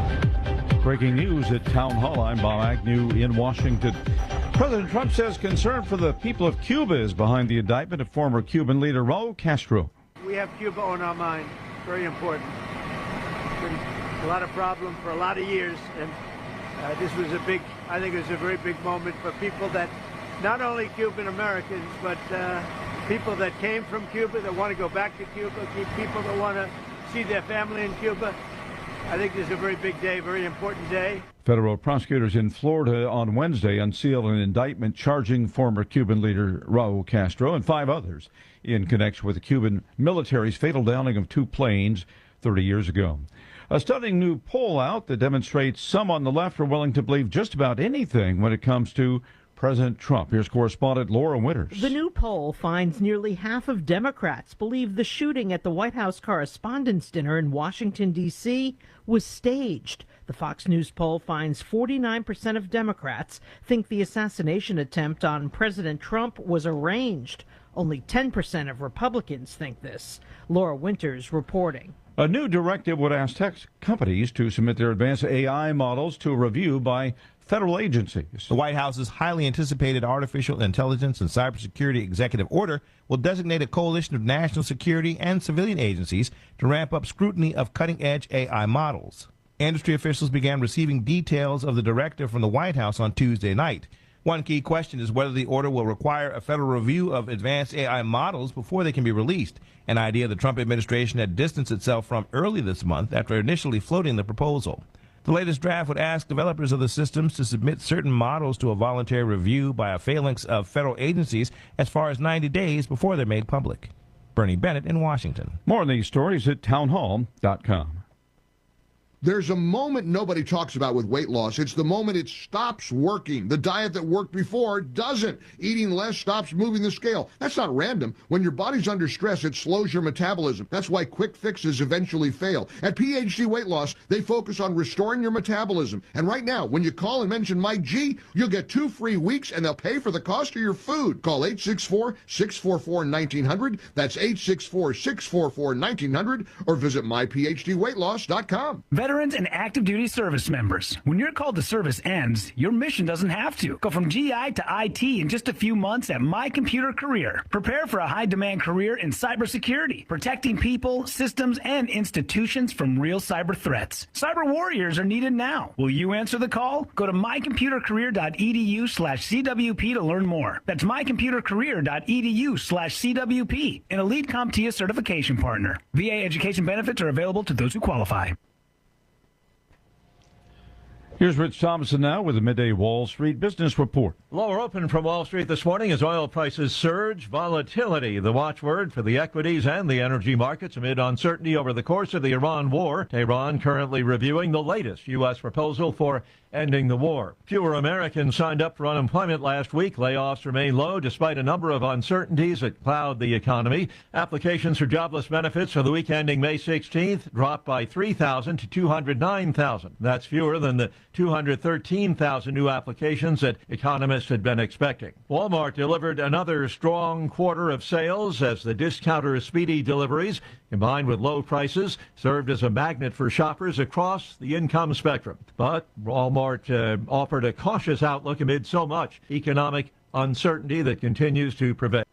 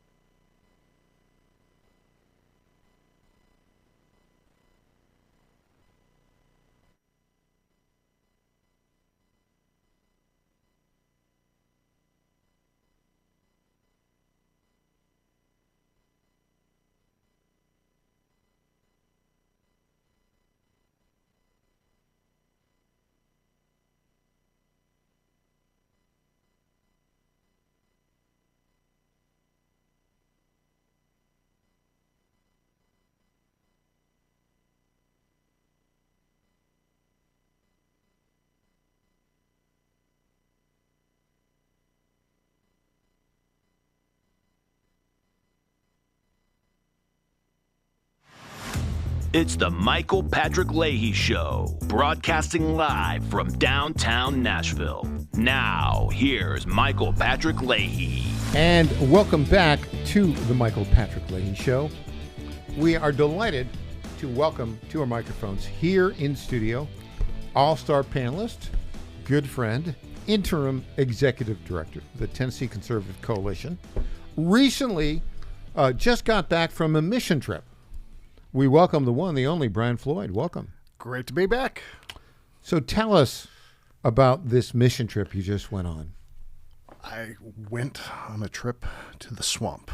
Literally, the swamp. Or Also, our nation's capital, Washington, D.C. As Tim Burchett refers to it, a swamp is created by God. He refers it to as a man-made sewer, right? I think they put a sewer on top of a swamp because it was a swamp. A sewer on top of a swamp. Actually, that might be the most apt definition ever. I would say so. Yes. I would say so. We just delivered it here. Yes. Okay, so what drew you to Washington, D.C. from God's greatest state in the Union, Tennessee? Last week was National Peace Officers Memorial Week. And so, previous life, and one that still somewhat exists, when I was working in Southern California, I did a lot of work with law enforcement groups, and one of those groups is going back there. And I chose to accompany them. And last week, at the memorial, during the candlelight vigil on Wednesday, which got hit with a thunderstorm, of course. Not the best time to do a candlelight vigil, but you know how the weather is in the South. 363 names of fallen officers were added to the memorial. Where is that memorial? Oh, it's in the city. I have a hard time. I have to look. Is it near the mall? Yes, it's over there. It's past two Smithsonian's and make a right. Okay. Yeah. Past two Smithsonian's make a right. It's probably in the southwest then, if that's the case. Yeah, it's closer to the White House. Okay. Yeah. Well, that would be northwest then. Yes. So, but yeah, 363 names of fallen officers were added. 109 of those officers were from last year. The others were they verified their sacrifices historically. So tragically, that memorial now has 24,775 names of fallen peace officers on it. Wow. That's something. And I happen to know, way too many widows and children of officers whose names are on that wall. And we, when people talk about defund the police and say all sorts of horrible things about cops, it is one of the few professions where you go out and you may not come home, and that when you choose that job, which I believe, as the scripture says, they are appointed. So you were up there. Yes. On Saturday when the weasel Bill Cassidy was defeated by it didn't make it past the primary in Louisiana. And then he went into the Senate for lunch on Monday, and they gave him a standing ovation. The Republicans in the Senate, what's wrong? What's going on there? Not all of them did. I think some of them didn't, but I don't understand what goes on inside. They're friends. It may sound weird. So I don't read a lot into those things. I may be different. It's Mark Meadows has a few things to say about that. Okay. Let's go jump up to clip 6, and then we'll go back to clip 12. Clip 6 is Mark Meadows talking about the Republican-controlled Senate. Remember, it's 53 Republicans and 47 Democrats or Democrat affiliates, right? Yeah. All right, let's go ahead with that. Clip 6, Mark Meadows on the Senate. People and the people of Texas certainly welcome the president weighing in. Listen, it's nothing necessarily against John Cornyn or anything else, but the American people, your viewers right now, know the Senate is broken, and you can't win a ball game with the same team. And so I think the president was right to endorse Ken Paxton. I think it'll be well received, and I think you'll see the results to be overwhelmingly in Ken Paxton's favor next week. So John Cornyn, I think was disappointed he didn't get the endorsement. But Cornyn and John Thune are very closely connected. The Senate has not really been full-throated in their support of the Trump agenda. The SAVE Act hasn't happened, and any number of other things. Here's what John Cornyn had to say after Donald Trump endorsed Ken Paxton for the Republican nomination for Senate in Texas. The primary is next week. Now that the president has come out and made very clear, and he's had a nearly perfect record in all of these primaries, why stay in this race? Well, because only Texans get to vote. And we've had 2 days of early voting. It looks very encouraging.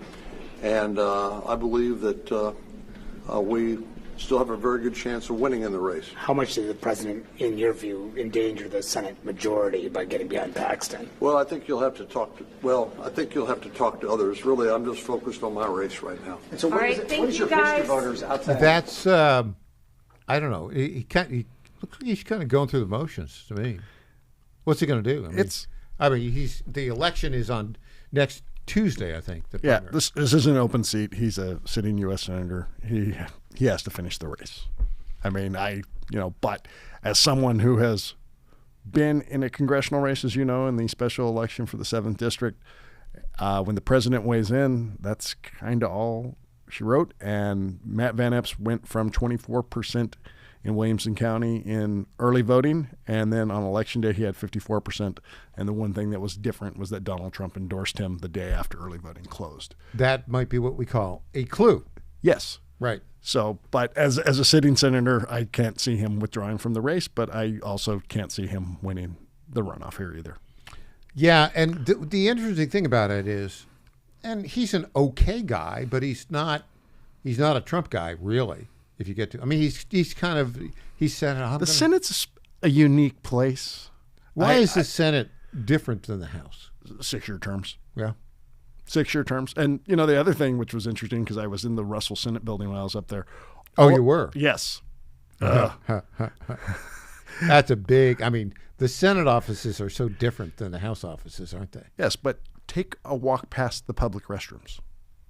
There is a big metal assisted living thing? Or? Yeah, there'll be a handicap button to push. All of them, the two I saw, have them right on it. And so then when I went back over to one of the House buildings, I go, all right, they're there, but they're not prominent. But they are right in the middle of the door. So a lot of senators are past their prime? Is that what you're saying?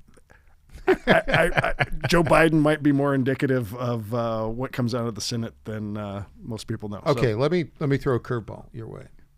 As always.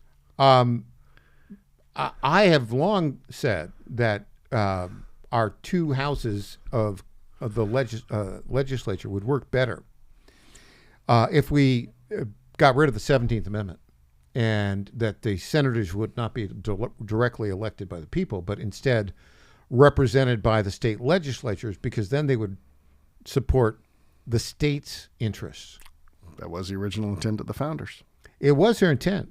The direct election of senators happened under the progressive era. Yes. Right? Well, some would also say that the women winning the right to vote happened at the same time, so I'm not going to get rid of that. However, I think the founders knew what they were talking about when they created the Electoral College. They knew what they were talking about when they created the House of Representatives and the states electing the senators. Yeah, it's interesting. Let's go. We got time. Yeah, let's get this. Donald Trump weighed in on the Democrat nominee for Senate in Texas. Let's play this clip right now. Clip 17. We have a great candidate, I believe, in Texas. And I believe the Texas candidate, who's Ken Paxton, I think he'll win. I think probably he'll win very substantially. And I think he'll go on to defeat a very defective candidate, a candidate that believes in 6 genders, and he takes hits at Jesus Christ, and he's wearing a mask 6 months ago. I did 6 genders. I don't know. It sounded very Texan to me. And you know what? It's not really progressive because they believe in 26, so he's 20 less. Than, when we Gavin come back, I want to talk about campaign tactics. And in particular, I want to go to L.A. and talk about what Spencer Pratt is doing and what we might be able to learn from that. Back after this.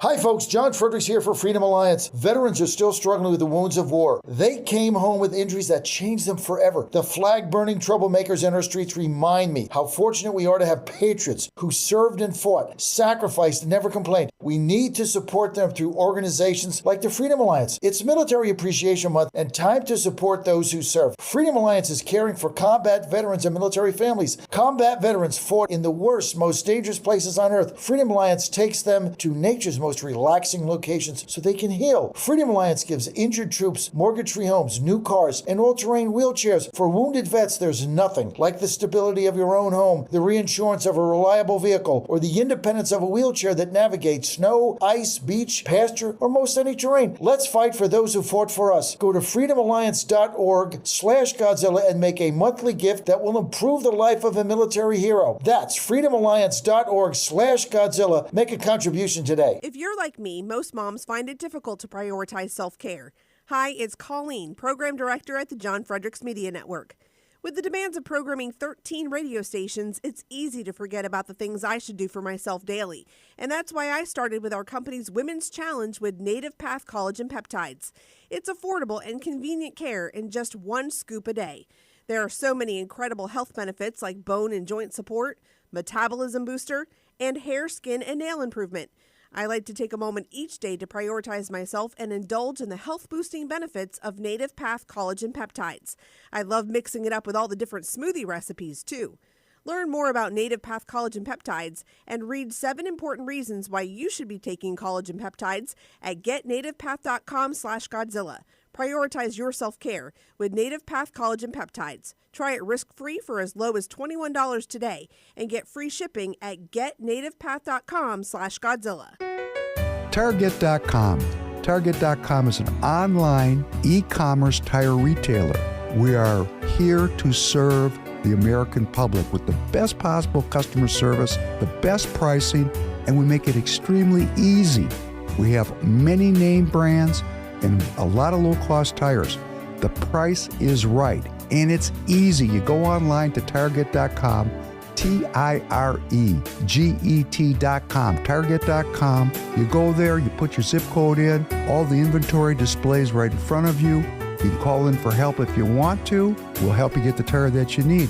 But we will take the tires you buy and at no extra charge deliver them to the dealer right by your house where they will be installed at the market price. It's easy. The best price, the best service. Great people to deal with. Thank you for going to Target.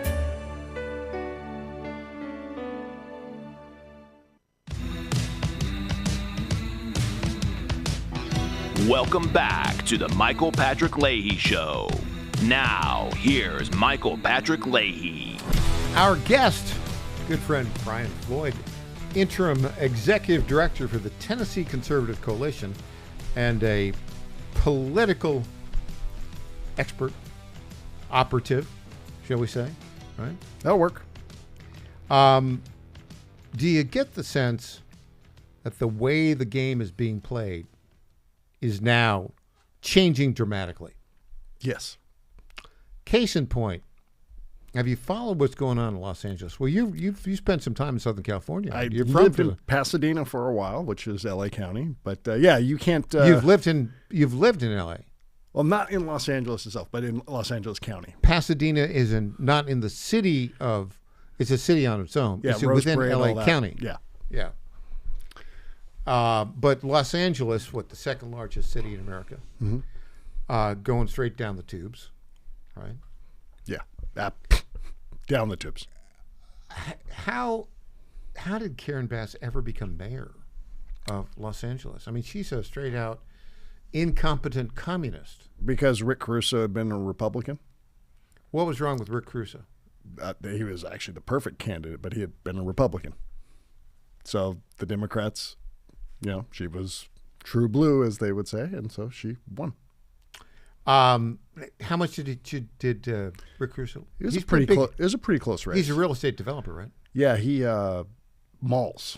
He owns a lot of. Is it the Americana that's in Glendale and stuff in Chicago? And he's not running this time.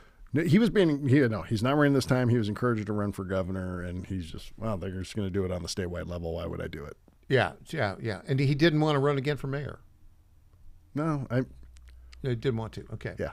Meanwhile, Spencer Pratt graduated from the University of Southern California with a degree in political science back in 2013. And his claim to fame is he's a villain in a reality TV show called, what's it called? The Hills? The Hills, yes. Did you ever watch that thing? No. I had to go find all that information like most people. And at least most people don't watch. I mean, he was on for 4 or 5 years there as a villain type guy, and I haven't watched it, but his current wife he met, she was on the show too. And then his house burned down in Pacific Palisades, and he got a little ticked off. A lot of people's houses burned down in Pacific Palisades. He has reset the stage, I think, for how you do politics, don't you? There's a component that's coming through. Yes. Yeah. So he's got some political ads. They're not his. They're not his. No, they're being made by others and then shared by him. They're on the outside. Yeah, that's where it's really interesting is So tell us about this. So these ads are being generated on AI by someone who supports them, and they put them out. Now, he may have done some of his own, but the ones that have probably caught your attention aren't directly from him. Okay, so now here's a question on these ads. And we're going to play the latest ones really good. So he's done some of them, but not all. I think so, but the ones that have caught the attention are being done by someone who's a supporter that, and it's not costing anything, so there's no reporting issue. I mean, it's changing a lot of things here, just as Facebook and Twitter did. Are these real actors or are these like AI? These are all AI. They're not real people. Yeah, they're all AI. From what I understand, they're all AI, which is going to create. I think the 2028 presidential campaign is going to be absolutely nuts. It's going to be all AI, right? Both primaries and the general. Everybody's going to try to do that. Okay. Yes. So let's take a look at this, the latest in a whole series of these AI ads from people who support Spencer Pratt.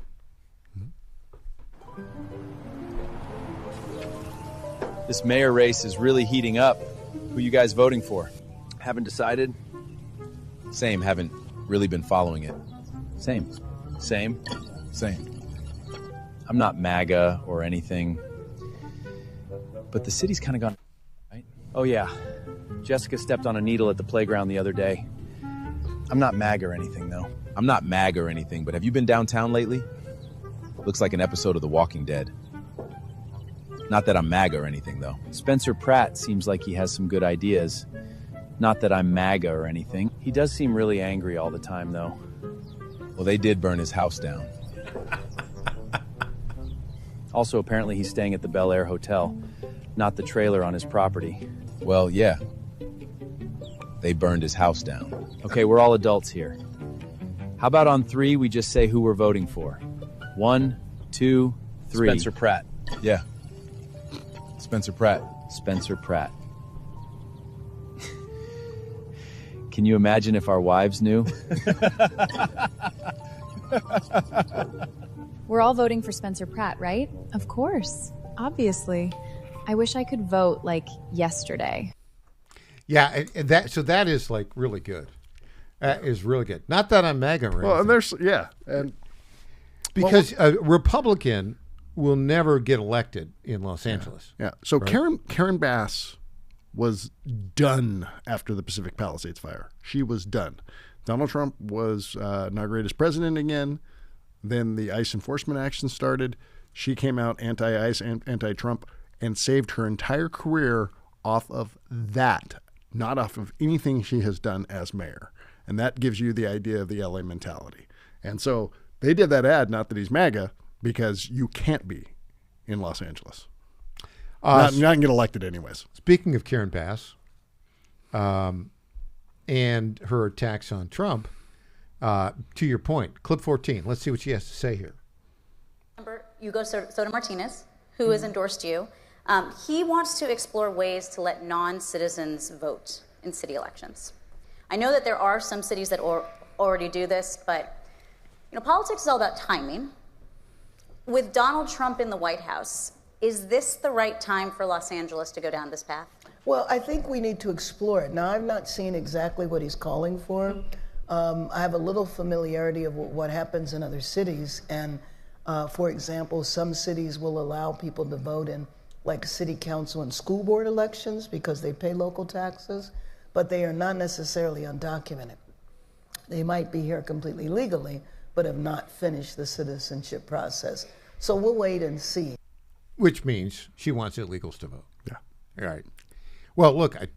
But this is the state that finds ways to make sure that people in prison that aren't supposed to have voting rights get ballots. Isn't it the case that about 10% of the population of Los Angeles is illegal aliens? That seems a little low. You think it's higher than that? At one point it was, yes. Yeah. Yeah. Interesting. Yeah. So they want them to, and they'll vote this in. Now, just to kind of point out the difference, we've got clip 10. This is a little bit dated. This is the Joe Rogan interview with Spencer Pratt himself. Clip 10. I think they really are underestimating how angry everybody is because there's people that I talk to that used to be just hardcore Democrats, hardcore leftist progressives that are really saying, like, in hushed tones, we really need a Republican. We really need like some no-nonsense Rudy Giuliani person. I hate to say that. I hate to say it, but that's what we need. We need someone who's going to be really tough on crime and clean everything up and stop all these people from having tents on the street. There's so many people like that are just quiet about it. They don't want to talk about it openly and publicly because they're afraid of being shamed. I grew up in Palisades. I went to Crossroads High School. I don't think I've ever met a Republican. No, I mean, for real, like, all the people I know, all my family and friends, everybody I know is a Democrat. And all the people that are supporting me, all the people I talk to, they're Democrats. This is not the Democrat Party that's running LA. The other day I posted the commandment list of, I think it was 1996, Bill Clinton's Democratic Party. It looks like what I would say right now. Yeah. That's the Democrat. No, this is socialism. This is communist. This is cartel. This is mafia. Yeah. This is not. Democrats love me. They want all the same things. They want to feel safe. It's really amazing how they can hide it by just pretending to be compassionate. They can hide all this money that they're just siphoning off because it really is just organized crime. Well, they say to people, there's no. Let's talk a little bit about this. Not that he's MAGA or anything. Yeah. Right. But what I find interesting from that interview he did with Joe Rogan, what I find interesting about that, Brian, is he said, look, I'm basically a 1996 Bill Clinton Democrat. Mm-hmm. And that was 30 years ago. That's how bad the Democrat Party has become. Yeah, well, remember, Bill Clinton took his party more to the center after they got wiped out in 3 different elections. Well, he did. That's a very good point. And point. Barack Obama came back and moved and campaigned that way and then moved it back to the left. And it has, Barack Obama probably seems like a centrist today compared to some of these folks. Well, he is compared to some of these folks. But you're quite right if you look at it. So we had, Jimmy Carter lose in 1980, Walter Mondale lose in 84, Michael Dukakis lose in 1988, and then 92, you're right, Clinton moved it towards the center. But he only got 43% of the vote. Yeah. Thank you, Ross Perot. But these things happen. Back to the Obama being a leftist, even though he sort of moved it, he looks more centrist than some. From our earlier interviews, it was Barack Obama in 2015 who recognized Cuba. No surprise there. All right, when we come back, we're going to come back to the greatest state in the union, Tennessee. Primaries August 6th. What's it look like, and what's the general look like here in the state of Tennessee? Our guest, Brian Floyd, Executive Director of the Tennessee Conservative Coalition.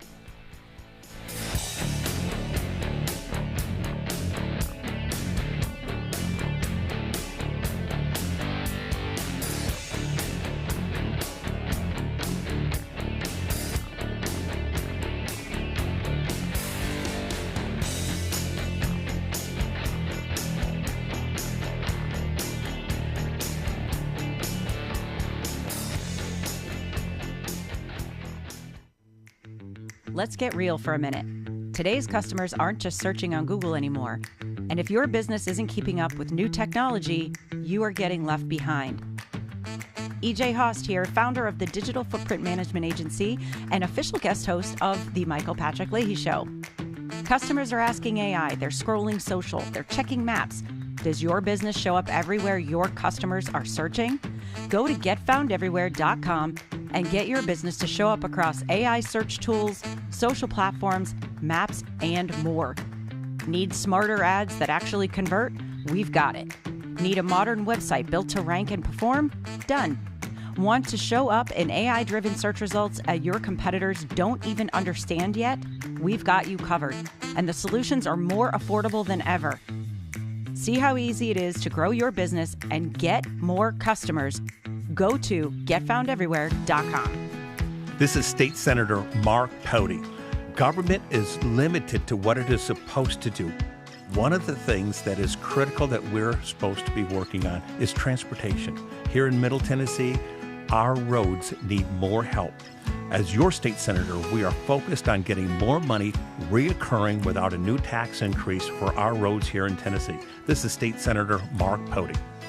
Paid for by Campaign for Mark Pody, Christina Hibden, Treasurer. I'm Lenny McGill, founder and CEO of Glockstore.com. For over 30 years, I've supported the Second Amendment rights of free men and women to protect themselves and their families with firearms. We offer the very best in both selection and prices on Glock handguns, custom Glocks, Glock magazines, and high-performance shooting accessories at Glockstore.com. We also have the finest retail showroom and our Shoot 270 shoot rooms right here in Nashville, Tennessee. Come visit us at Glockstore.com, and you'll be glad you did. This is Michael Patrick Leahy. I want to say a few words about our friends at DT McCall's.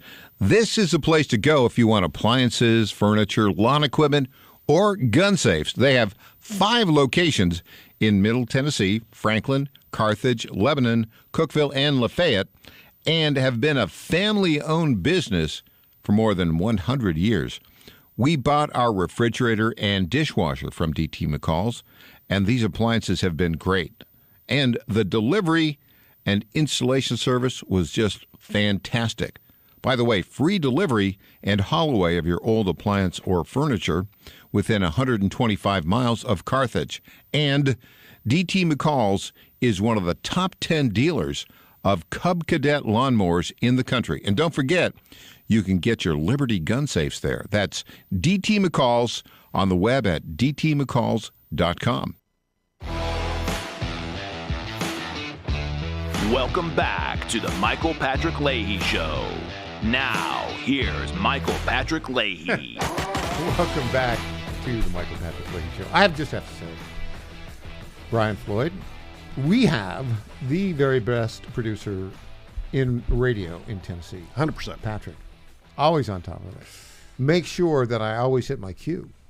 I occasionally don't hit my cue. Well, actually, I always hit it because I'm told, 10 seconds. Oh, yeah, right. I was just chatting away here.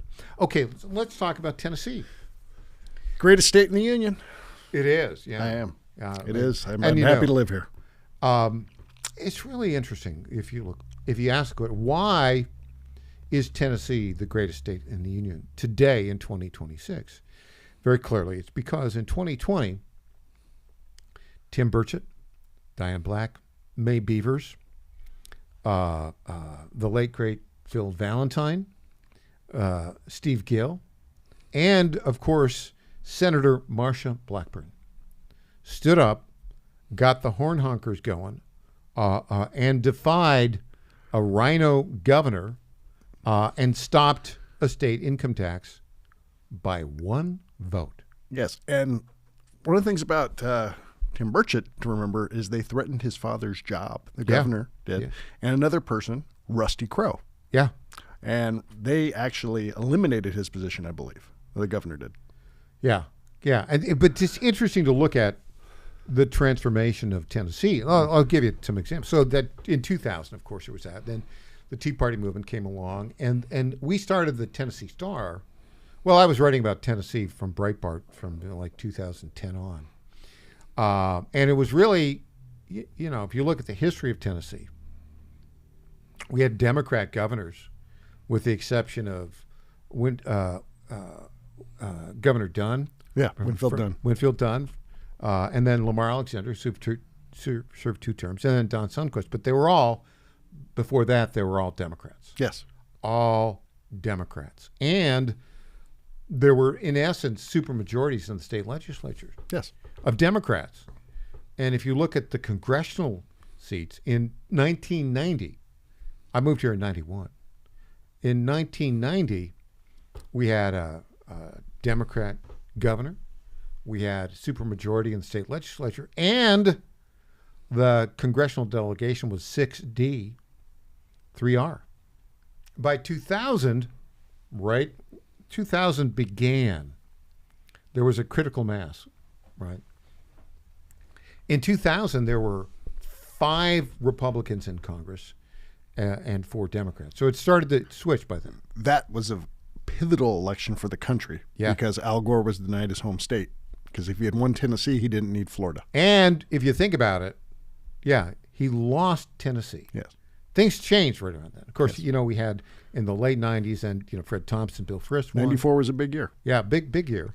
But the change in the state of Tennessee really was solidified when the bill to introduce the state income tax was defeated by 1 vote. 1 vote. Amazing. That 1 vote changed the history of the state. You could argue it changed the history of the country. Why? Because everybody knows that Tennessee is the greatest state in the union right now. And people are trying to copy it, right? Everybody's now moving towards no state income tax. Missouri is very much on that road. Yeah. So we've seen this change in the state. Now, when I started writing about Tennessee politics, 2010 at Breitbart, and then we founded the Tennessee Star in 2017, I would have been considered kind of in the conservative populist minority within the Republican Party. We were critical of Governor Haslam. And at the beginning of Governor Lee's term, we were very critical because he wanted to add this gas tax thing. But that, it was passed, pretty comfortably. But there were some hardcore conservatives who opposed it. Well, this has transformed dramatically in this period of time, really kind of throughout Governor Lee's tenure as governor. Now, there's a supermajority in the state legislature. And within that supermajority, there's a majority, probably a supermajority, of populist constitutional conservatives. It's kind of interesting to see how that change has happened. Yeah. Anyone who says the supermajority is not a truly conservative has an agenda. Yeah, because they're either willfully blind or they have an agenda. If you look at what they've accomplished, I mean, and again, Governor Lee in the past is finishing strong. Yeah. I would think with the education scholarships, the redistricting. I mean, boom, and now let's get to the redistricting right now. And the Super Bowl. Let's give Tennessee credit for the Super Bowl. Yeah, come on. Yeah. I'm ready for some football. We'll see. We'll see how that all plays out. But 2030, we'll get the Super Bowl. We'll see how that 3 works. years for the Titans to get it together. Don't hold your breath. I'm not. Okay, so anyways, what I'm getting at here is now Governor Lee jumps in. There's a special session. Boom, boom, boom. Redistricting. It's the court challenges are not going to survive. They're just not. It's done. Yeah. And so it's going to be, in essence, set up for a 9-0 congressional delegation. It's part of. And the church said amen. Now, the changes are dramatic, and I want to go through, I guess, the contested primaries on the Republican side. Okay. Remember, in Tennessee, our primaries are held the first Thursday after the first Tuesday in August. I have never figured out why they're on Thursdays. There's a reason, and someday I'll find out. Right? I think it has to do. I feel like I just got a homework assignment. Well, I think it has to do with Wednesday night church. I think that's what it has to do, right? Because you couldn't hold it on Tuesday. Anyways, all right, yeah. Why does Louisiana do Saturday primaries? Who knows? It's Louisiana. Yes. They have parishes, not counties. They have a French-based legal system, like the rest of us. Yes. Anyways, so damn good food. So, so here we are. Let's go through the contested primaries. August. We've got in the 5th district, which is totally redesigned now. Mm-hmm. The 5th district used to cover a third of Davidson County, the western part of Wilson, the eastern part of Williamson, and then all of Marshall, Murray, and Lewis counties. Yes.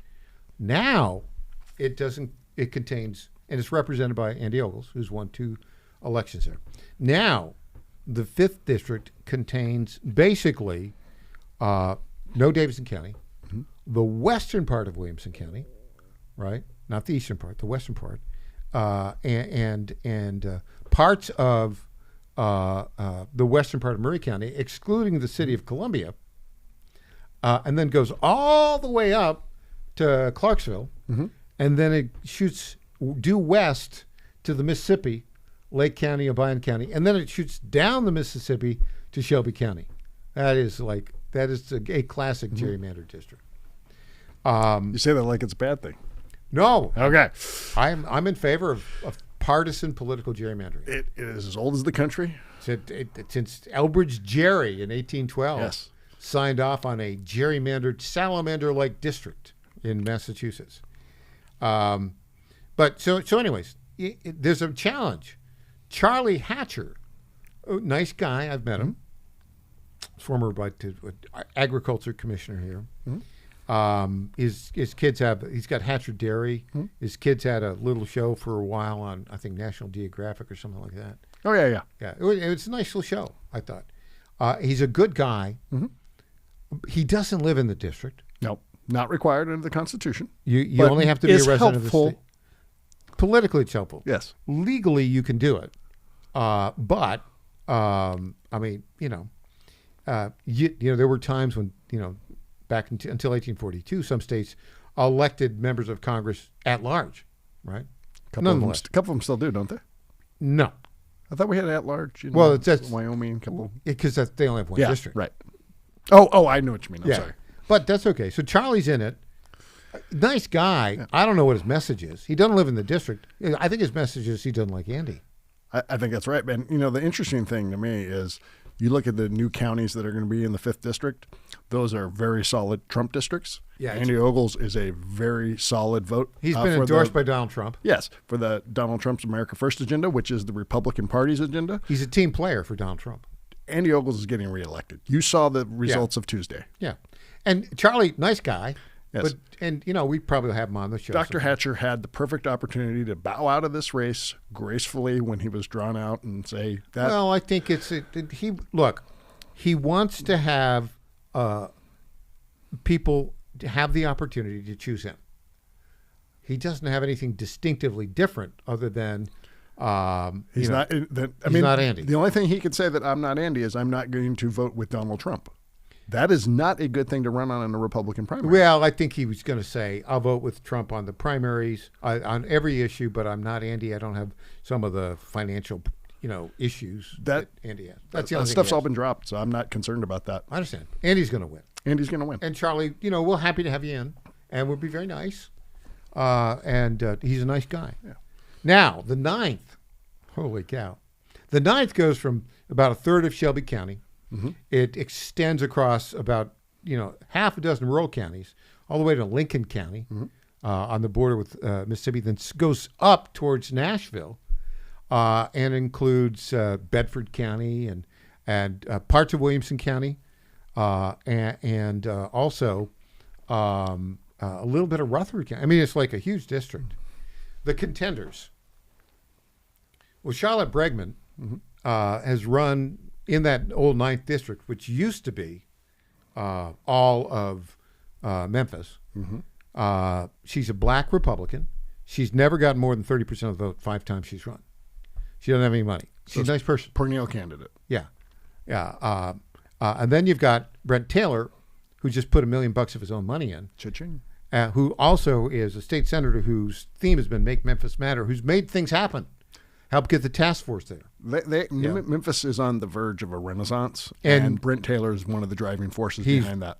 Yeah, you could argue the driving force because he's been able to bring in the governor, and Senator Blackburn, and Senator Johnson. Haggerty, even the president. Yeah.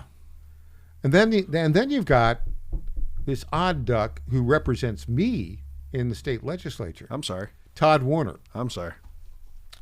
Who, I don't know, played political footsie, shall we say, with Afton Bain on a couple of issues. That's what that was a weird bill they had. I don't even want to get into that. And who opposes the Trump-endorsed school scholarships. He opposes school choice. He opposes primary elections to select Republican nominees. He did, however, wear a Trump American flag into the redistricting, which probably because Kate Cawthorn told him to put it on and get some press so you can announce for Congress the next week. It was clever. Yes. He's running for the It was a good troll. He's going to have difficulty. He's not going to raise the money that Brent Taylor has. And he may appeal to certain folks. But and he's got a challenger in the state house race, Victor Cuevas. Yeah. I think he's going to be lucky to hold on to his state house seat. And he will finish a distant second or third in the GOP primary, I think. There's only one contender in this race, and it's Brent Taylor, and he's going to win, I think. I'm not going to disagree. All right. When we come back, it'll be time for News Potpourri. All right. Back with Brian Floyd. I'm Michael Patrick Leahy.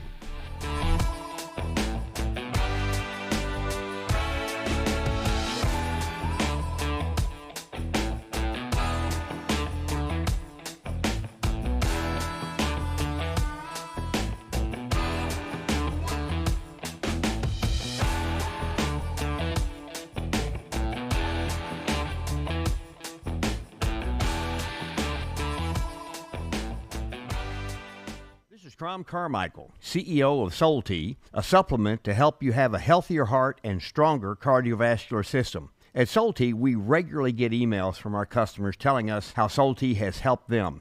Like this one from Kelly. Hello, I'm 58 years old and have had high cholesterol for years. I wanted to stay away from prescription drugs. My husband and I have been using Soul Tea for about 13 months. My results have been amazing. My cholesterol levels went from 291 to 129. I am so impressed with Soul Tea and want to thank you. Now, in my own case, my bad cholesterol dropped from 130 to 89, and that was 20 years ago. I'm 75 years old and I take 0 prescription drugs. To get a great deal on Soul Tea, please go to GodzillaHeart.com, and when you check out, use the code Godzilla to get our best deal, which is 50% off your first shipment and then 3 bottles for the price of 2 thereafter. You don't have to live with a broken heart. Do you suffer from Try declining Soul bone Tea and today. joint health? Hi, it's Tina with the John Fredericks Media Network. And when I heard about our company's Women's Challenge, I jumped on the opportunity to test this amazing supplement that's already restoring my bone density, soothing my joint pain, and helping me regain lost mobility. I've experienced so many benefits in such a short time with Native Path Collagen Peptides because they support my bones and joints, boost my metabolism, and unleash the most radiant skin and hair since my 20s. In just 2 weeks, my knee stiffness is gone, and I'm already hitting the gym more aggressively.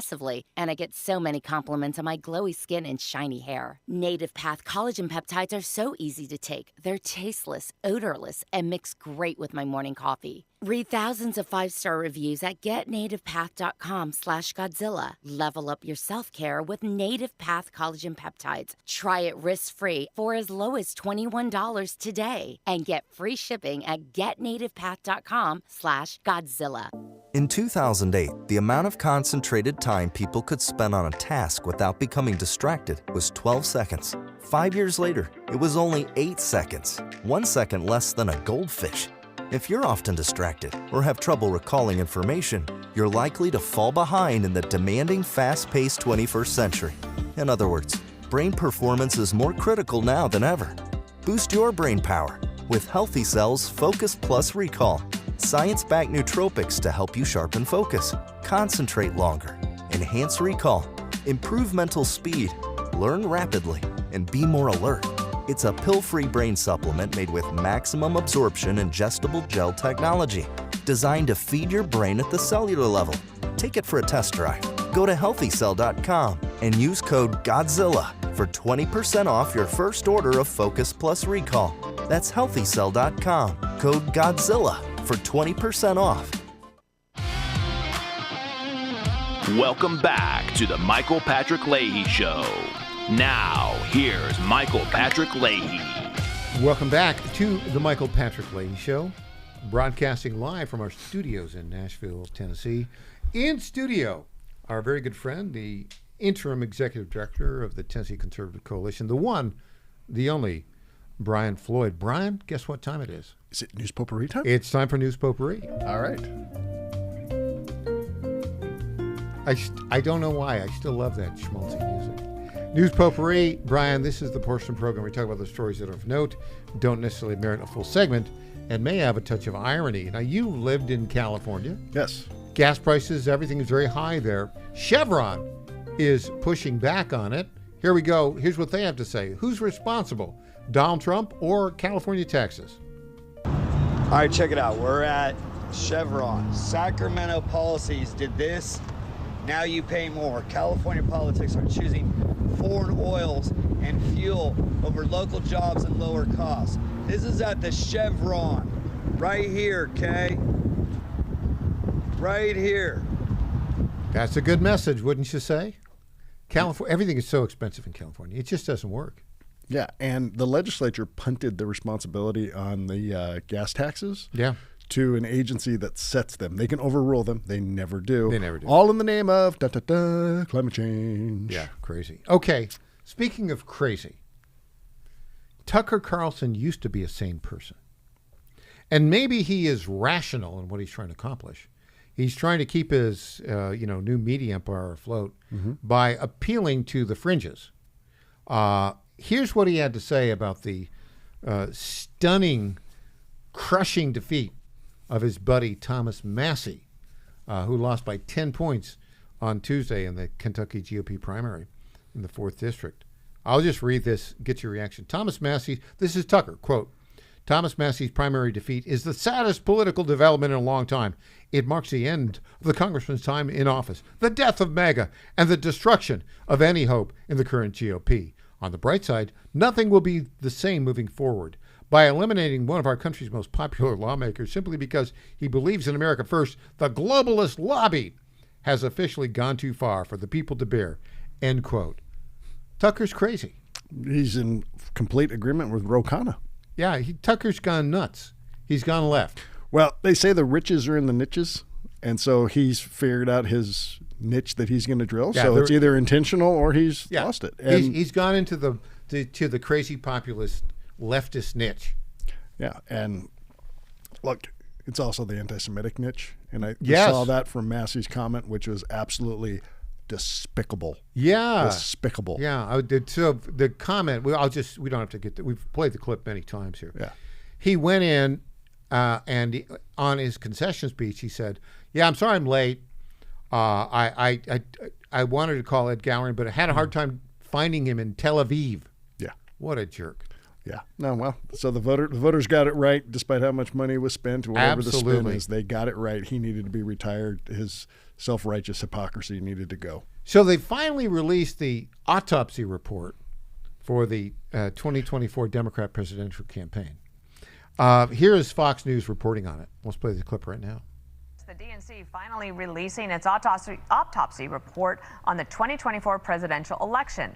DNC Chair Ken Martin writing, "I am not proud of this product. It does not meet my standards, and it won't meet your standards. I don't endorse what's in this report or what's left out of it."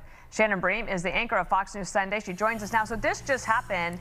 Why do you think he thinks that it does? Well, do you know why it doesn't meet his standards or why he thinks people will be disappointed?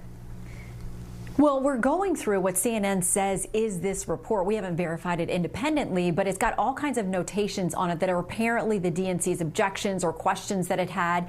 And Ken Martin says he initially didn't release this after he had commissioned it because there wasn't source material. They felt there were issues with it and they wanted to see more, pull more together before they'd release it. And then he said after we had, some success in these special elections and other things, I didn't want to release it because I thought it would be a distraction. Then I realized it was a distraction not releasing it. So CNN says it's gotten its hands on this thing, and what they're purporting that it is. It talks about a lot of different things in here. They say Democrats have lost ground at every level, from inconsistent messaging and improper planning. They talk about funding and not equipping their state parties. And, you know, the document I'm looking at goes on a deep dive through a number of state races, I mean, down to the Attorney General level, and looking at where things matched and didn't match with messaging and voting. And they said, you know, in some of these cases that you couldn't just have a message that we're anti-Trump, we hate President Trump, or he's not good for us, he's not good for the country. You have to have your own independent messaging. So it's nearly 200 pages. We're starting to dig through it, and would like to independently verify it ourselves as well. Well, their message is, we hate Donald Trump. That is their message. And the other thing that gets through is Democrats can't tell you what a woman is. Democrats cannot tell you why only American citizens should be able to vote. Democrats cannot tell you why it's okay for Iran to have a nuclear weapon. Yeah. And Democrats lost almost all credibility by saying that Joe Biden was mentally fit to run for re-election. And the American people can see through all of that. Yeah, it's kind of crazy. Yeah. You know, I was going to say, well, it certainly isn't Bill Clinton's Democrat Party. Not JFK's, not RFDR's. Well, but it's interesting to look at that. Okay. Well, Bill Clinton's still alive, and he's not saying this is not my party. This is not you've turned the page too far. And Jimmy Carter, before he passed away, never said that either. But John F. Kennedy, if he were alive, he would look at his grandson and say, this Schlossberg character, send him to the insane asylum. Yeah. So I want to revisit the Bill Clinton. Bill Clinton ran in 1992 as a centrist, gets into office and is a liberal and gets a shellacking in 1994. 94, he got stomped. Exactly. And then he triangulated. And he hired a Republican. Yeah. Dick Morris to save him. Right. And only because he signed welfare reform into law did he get reelected. Yeah. In 1996. By less than 50% of the vote again. Yeah. Well, it's very interesting to see how this is all going to play out. Brian Floyd, the man, interim executive director of Tennessee Conservative Coalition, here every Thursday in Hour 3. Brian, thanks for joining us. Pleasure to be here as always. Rob Carson's up next. I'll be back tomorrow morning at 9 o'clock Central Time. Please join us. Our website, TennesseeStar.com, and go to my site, MichaelPatrickLeahy.com. Thanks for joining us.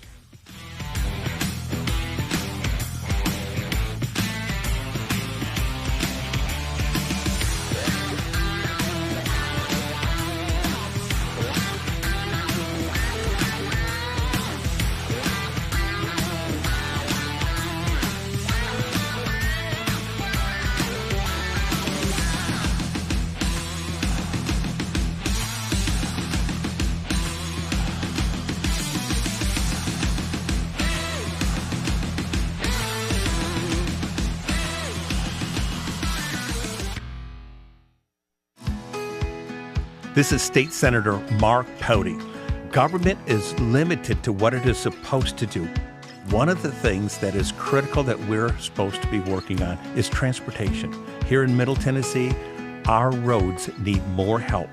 As your state senator, we are focused on getting more money reoccurring without a new tax increase for our roads here in Tennessee. This is State Senator Mark Pody.